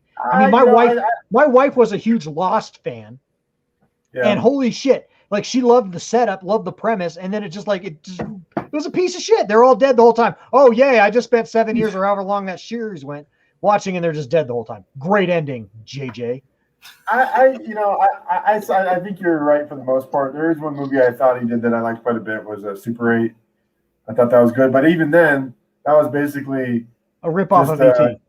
He had Spielberg. He had Spielberg. Yeah, he did. But I mean, it was just like, it felt like you're what I mean. It was what he was going for, and to his credit, he was trying to make a Spielberg movie. And that's what it felt like. But, yeah, that's what he does, right? He comes in and he he takes a movie property and he's like, I'll make it better. And he makes a fucking turd. That's the thing, like Star Trek. The second one, whether it was Wrath of Khan. Yeah. No. You can't remake Wrath of Khan. No. JJ just like, he doesn't do any research. He doesn't go like, I swear he doesn't anyway. I can't speak to that, but I swear he doesn't. He goes like 2 pages deep into any IP and then just writes his fucking movie. Like I gotta figure it out. He's like, okay, well, the big Star Trek. He's like, he wrote Star Trek. He's like, okay, I've seen Star Trek: The Wrath of Khan. I'll just write a Star Trek movie based off that. Like, he had no idea of the lore. He had no idea of the history of Star Trek. He had no idea of Gene Roddenberry's vision. Nothing. I mean, and he ruins IPs. He literally ruins IPs with his own damn plot holes. Like in Star Trek, it's like he uses this Deus Ex Machina with Kirk when he escapes Vulcan getting destroyed, and he blows up fucking Vulcan. Who destroys fucking Vulcan? First of all, who fucking blows up Vulcan? So he blows up fucking Vulcan. It's like I'll take an original show and make it bigger. I'll just take Kirk gets stuck on this ice planet, and then they have this intergalactic transporter. Well, now you don't need starships, dipshit, because we have an intergalactic transporter. Yeah. You're a fucking moron. It's a plot hole right there. Well, yeah, the Starkiller base in Force Awakens. Starkiller base. That makes no sense. Well, it's just no one has ever explained Starkiller base to me. Well, I mean, you felt, in episode 4, when they destroy Alderaan, you feel it, as much as you can, I guess, that moment. But you feel much more loss in that moment than you do when he well, we're gonna blow up 10 planets this time, all at the same time, So it's like that much more impact. No, it's like you didn't really establish anything about the locations that are being destroyed, So it was just empty calories. No, it was. The thing, I never understood Starkiller base. Now look, Star Wars isn't Star Trek. Star Wars is not deep science fiction. It doesn't require a ton of explanation. It doesn't require a ton of technobabble because it's sci fantasy. It doesn't. So in that defense, it doesn't. But no one has ever explained Starkiller base how it works because it drains its sun of energy and then it blasts this giant thing off. So what? It's a one-time use thing? Yeah, it doesn't have too many shots, that's for sure. It destroys its own sun. Does it travel through hyperspace? They travel this giant planet through hyperspace with trees and shit? It doesn't make sense. Dude, I'll say this. I think it was a few people have put this in the chat. The most recent one was single songwriter, more lens flare. That's exactly what he does, okay? And not just the lens flare. Let's just shine up. I'll take your original story and I'll make it bigger. It doesn't matter if it gets stupid because it's big. Let's make it bigger, right? Like we'll just jump the shark right off the bat, and that's like the Force Awakens. He took A New Hope and made it big. Yeah, it's big. It doesn't make sense. It's just and the classic thing about it, right, is by all that extra lens flare and making things big, he actually shrinks his property. He makes the story small because now it's not right? There's plot holes. There's things that I don't understand. Like how can you suck a sun dry and then move a planet across the galaxy? Just and they blew up the entire Republic in one shot. Yeah. Right. So now the galaxy went from massive to like it's about this big. Yeah. Well, yeah. The fact that like J.J. Abrams doesn't understand space. He doesn't understand astronomy. The man needs to take an astronomy class. He doesn't. He has no sense of how big space is. Right. You know, he like. I mean, it was like The Force Awakens would make sense if it took place in the same solar system, but it's not supposed to. You know, like that you see those planets, those Republic planets, getting destroyed on the whatever they're on when the Han and Chewie and they're at Maz's fucking bar, I don't know, butthole lady face, whatever her name is, when they're at her bar, which is like the worst fucking, I'm sorry, that was the worst character design was in that bar. Like he's trying to replicate Mos Eisley Cantina and there is no recognizable aliens. I know it's a big galaxy maybe, but there's no recognizable alien or character designs from any other Star Wars movies in that bar. They're all just these weird, like foam rubber guys in suits and all of them have round goggles. Yeah. Everybody's got round goggles if you're an alien in that fucking movie. Yeah. Even Butthole Lady has round goggles. Yeah, Butthole Lady. Yeah, Maz Kanata. Yeah. Are we going down? Are we going dude, down? I just let it out, dude. I'm sorry, dude. The thing with the sequels is like, it's like diarrhea. It's like once you start, it just like comes out. Like you can't stop. Yeah. You can't sphincter up and stop. It just comes out. Yeah. No, it does. I'm sorry, and I'm sorry for the gross analogy. Well, no, I mean, I think we've answered the question though. Like, you can't. I mean, as far as like, these new series can't. They're not. They can't do anything. They can't do anything to salvage those movies. I mean, I mean, like, okay, so like, I got to say this, and this is getting back into the more positive area, and our good buddy Mav, if you're watching still on repeat, buddy, I'm sorry, brother. I know you're a sequel fan, so sorry, buddy. But anyway, Mav's a good friend of mine. But anyway, the thing with the thing with the last episode of The Mandalorian we just saw, and I have bought more Star Wars in the last 6 months from that than I have since 2017. So is Uncle Pat. Is it brought hope back to me? Like seeing Luke Skywalker again. Yes, exactly. Seeing Luke Skywalker again brought hope back to me. And the fact that Luke Skywalker is now, Grogu is now Luke Skywalker's Padawan. That's why I bought a life-size Grogu, is because that's Luke Skywalker's Padawan. I'm sorry, that can't end like it does. You can't destroy the franchise again. Give us some hope. Luke Skywalker is a hero, and he deserves to be treated like a hero. All right? You don't take a shit on iconic heroes. Luke Skywalker is the modern Hercules. He's the modern he's the modern Achilles. You don't take a shit on that. That's sacred ground. And he deserves to be treated with the respect that all great heroes do, and they didn't do that. I cannot fathom the thought of that Luke Skywalker we saw at the end of The Mandalorian being the Luke Skywalker we saw in the fucking Last Jedi. Again, I just can't imagine them going there again. So I hope there is some kind of retcon in the works. I know those movies are never going to go away. They're there, they're out there, they are what they are. But I hope there is some kind of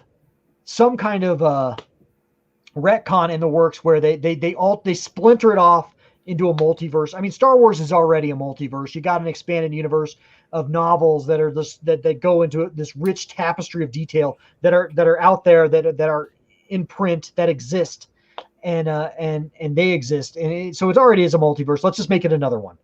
So let's just leave the sequels alone. The sequel fans can have their movies. They can watch them anytime they want. Just make them available on Disney Plus, whatever. Fine, I'll grant you that. Maybe make merch. Fine, make merch, but take the story in another direction. You know what? Use the world beyond worlds, and have Ahsoka's presence in The Mandalorian be what I've heard as a fan theory, as the catalyst to why this timeline is different, because in the other timeline, allegedly Ahsoka's dead, and so there's no one to deliver Grogu to Luke Skywalker. because in the original comic books that they came out with past Last Jedi, Luke's first Padawan is Kylo, not Grogu. So there is fan theories out there that suggest they might be splintering this. And you even see it in the Ahsoka artwork from the branding that they've shown. They show the World Beyond World, lithographic shit behind her name. So who knows? OG, thank you, man. Thank you so much for the super chat. He says, I see the answer is not the fucking slightest. Thanks, guys. Great show and cracking me up. Keep up the great work. Thanks, OG, for hanging out with us tonight, man. Yeah, we're not fans of the sequel trilogy. I apologize for going off. It is a sore spot for me. It always will be a sore spot for me until it's retconned and made its own thing. Yeah. Again, I think it's important, Nick. You always call this out. And again, if like Mav, if you love the sequels, hey, more power to you. But I mean, from our perspective, we don't like them. So I don't think we have to be quiet about that. Just like we wouldn't expect anyone else to be quiet about if there's something they didn't like. But we're always respectful. We have our opinions, but you can like it. You don't, or you don't have to agree with me. Jesus, nobody else does. No, you don't have to agree with me. No, guys. Hey, no, all guys. I know is fuck Brian Johnson. All right, that guy sucks. Yeah. Fucking let's see here. One Man Toy Show. Let's get a few more comments before we wrap up the show, guys. It's getting late. I apologize. We were keeping you guys a lot longer than we thought. One Man Toy Store says, I love the original trilogy, but I think the Star Wars franchise should move away from the Skywalker saga and do something new. It's a big universe out there. I completely agree. I mean, I completely agree, Brad. And I actually wish they would have just done that originally.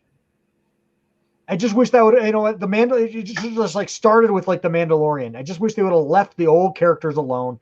1 through 6 is the Skywalker saga to me. 1 through 6 is the Skywalker saga, and everything else should just like add to it, add to the lore.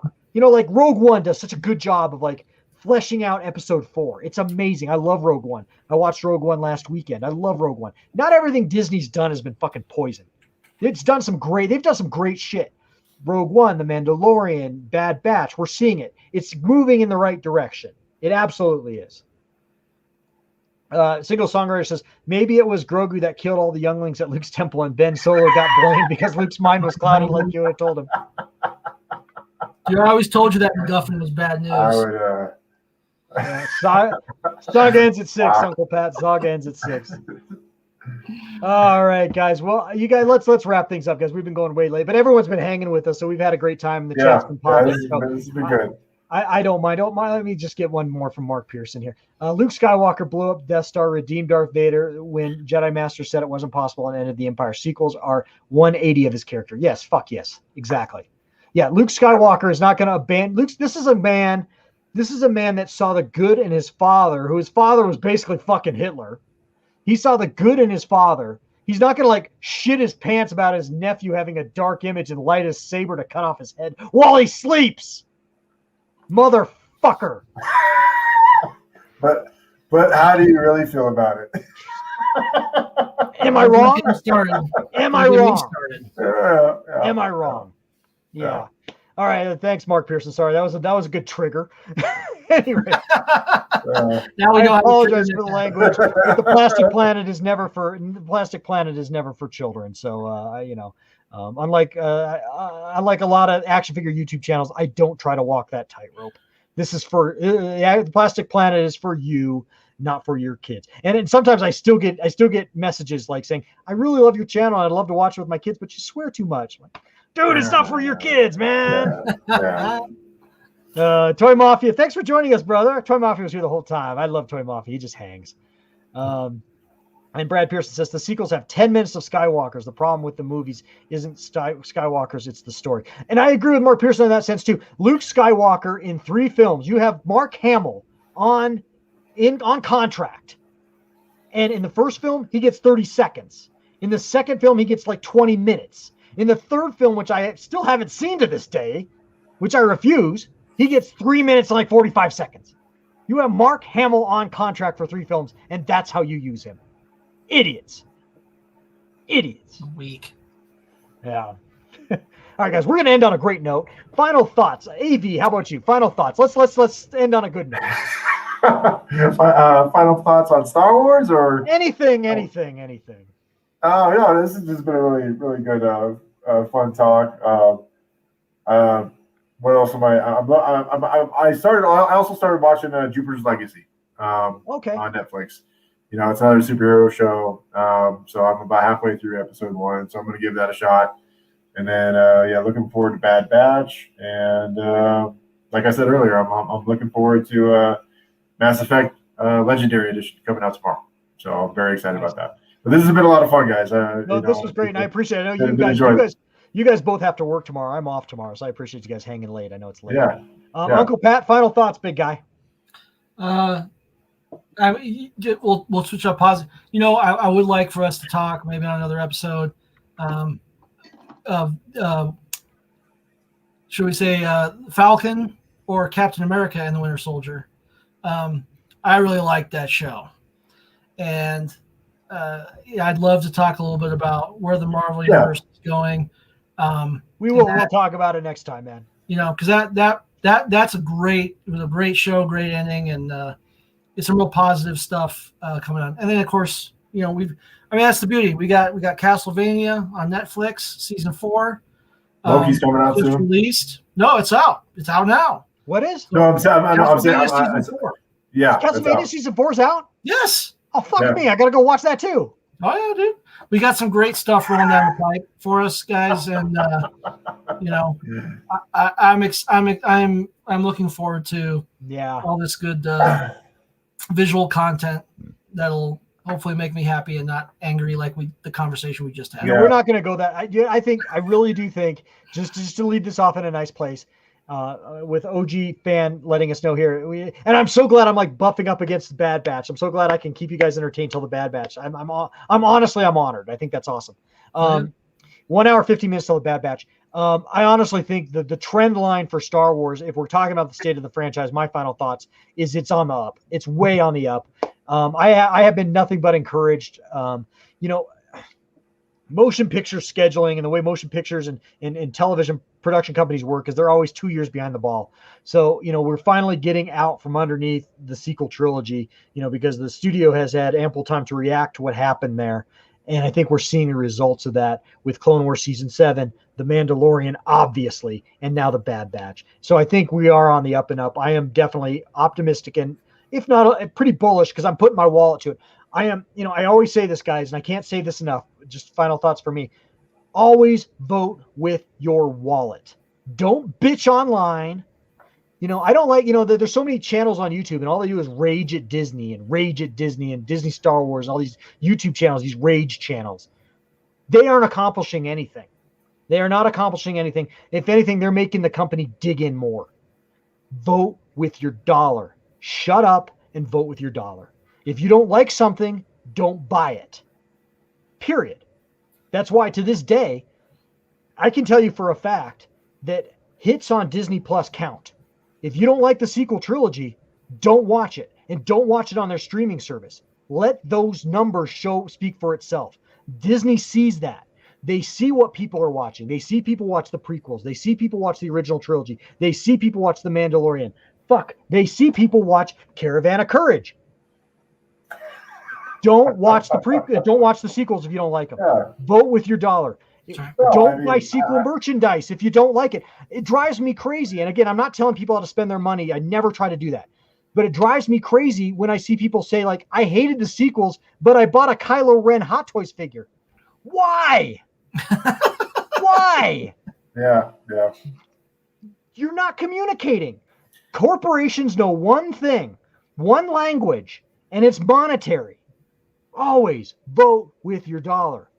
And so, but I think the message has definitely been sent though. Just as far as like how much the Mandalorian entered into mainstream, entertainment, versus like nobody talked about the rise of Skywalker. I mean that was like that came and went, but I mean the staying power of like the Mandalorian, and Grogu and stuff like that. I mean it's they got the blueprint. I mean, they've righted the ship as far as I'm concerned. I mean, they got the right people in there, and I would be very, excited about what's to come. Yeah, no, again. That's my soapbox. I apologize for getting on a soapbox, guys, but that is my thing. Always with one thing, Nick Nack, and I don't think you showed this comment from Mr. Mark Pearson. He says, "You guys are the bad batch of live streams," and thanks to everyone in the chat. He just calls us the bad batch. So I don't know what to say. That it's a compliment, but at the same time, doesn't that mean we're like the defect clones? You're record, dude. You're definitely a record. Spotify, yes, I do have 4 sequel Hot Toys, but guess what? I bought every single. I got to answer Spotify here because, brother, I hear what you're saying. I bought every single one of those before the Last Jedi came out. Every single one. Yes, I have a Rey, I have a Luke Skywalker, I have a Finn, and I have a First Order Stormtrooper. Every single one of those 4 figures were bought. I have a whole back thing of Force Awakens toys. I gave it a chance. I'm always willing to give things a chance. But once they did something that I absolutely hated, I squinched. My butt like squinched up like a snare drum. Like Maz Kanata's face. Like Maz Kanata's face. That's what my wallet did. I have not bought a single sequel. I have not bought a single sequel piece of merch since December 19th of 2017. Whenever the Last Jedi came out, not a single one. So yeah, I always give it a chance. I felt like I didn't love The Force Awakens, but I thought it raised some interesting things. I thought there was a lot of things wrong with it. It was my least favorite Star Wars movie at the time, but I thought it had some interesting questions. I thought they were going to flesh out Rey more. I thought it'd be okay, and so I invested. I admit, but is what it is. OG says Kaminoans do make mistakes. Bad Batch was planned from the beginning. Mike W, what's up, brother? Thanks for joining us tonight. So anyway, guys, we've been just going on so long here. Anyway, again, vote with your dollar. Uncle Pat, you got any closing thoughts? No, just thanks to everybody here. Yes. All you guys join, listen to us blabber on about shit that we don't know much about. No, we do. No, there's no experts. This is not an expert panel. It's just only opinions, no experts. Just all the guys that, we all just, we love this shit, whether it's the collecting. It's not just collecting though, right? It's it's all these stories. It's the stories that we are drawn to that get us excited, right? Because if we look at collections, there's a couple, there's me and, Nick Nack here have a hoarding problem. AV are doing all right. So, but we all love the same shit. And I think that's the important thing. So baby steps. No, OG, thank you, brother. Thank you, brother. Thank you for voting for your job. Thanks for the super chat again, OG. I really appreciate it. Yeah, thanks, brother. OG. Yeah, I appreciate it. Paul McGrath later, man. It was great having you, brother. Again, guys, thank you guys so much. Again, I didn't thank everyone. Guys, thank you guys so much in the chat. We just kept going on because the chat held up. I mean, if the number of viewers was going down and no one was chatting, we'd have probably signed off an hour ago. But you guys made it happen tonight, man. We feed off your electricity. We feed off your comments, and you guys make the show. Everyone in the chat and everyone watching us as well. And thank you for anyone watching us on live. If you're still watching, comment right now with something. Say Nick Nack's a-hole or something. So I know you'll watch this long if you're watching this on a repeat at the almost 3-hour mark. So thank you guys so much. Thanks, Single Songwriter, for joining us. Thank you, everybody in the chat for joining us tonight. We guys really, really appreciate it. You guys make the show. And guys, I got some more videos coming for you guys in the next couple of days, so keep on the lookout for that. But it is time to sign off because it has been way, way too long tonight. But it was a great show. It was one of our best shows ever, honestly. It's too bad our good buddy Trav wasn't here tonight. It was a great show. Maybe that was why it was our best show. Maybe. Maybe. Dun, dun, dun. No worries, Danny. No worries, Danny. Danny, I need to talk to you soon, buddy. We need to chat soon. Anyway, all right, guys. Well, guys, that is going to wrap up this edition of the Plastic Planet. Please like, share, comment. Please do subscribe to the channel if you're not a subscriber. And if you are a subscriber, man, if you don't mind sharing the Plastic Planet with like-minded individuals, God, I'd really appreciate it. My subscriber count has kind of dwindled lately. I don't know if I'm just sucking ass. I don't know what's going on. Maybe it's just the algorithm on YouTube sucks. I don't know. I've been trying a few different things. I've tried to improve my thumbnails, everything. But if word of mouth is also very, very helpful. So if you're a longtime subscriber and you like my content, let people know. It's just a small, tiny request, but I really, really would be eternally grateful. So yeah, still trying to grow the channel. My ego doesn't allow me to stop wanting to grow the channel. So it is what it is. One man show. This show is tighter than Maz Kanata's butt face. Oh, you guys are great, man. Maz Kanata looks like a butthole. Still laughing. Oh yeah. And that's a story for another time. All right, guys. You guys take care. We're signing off. Later. Love you. And guys, remember, life is oh so very, very, very short. So get out there and fill it. Fill it with some plastic crap. But only the stuff you like. Vote with your dollar. Later, guys. Love you. Bye. Later.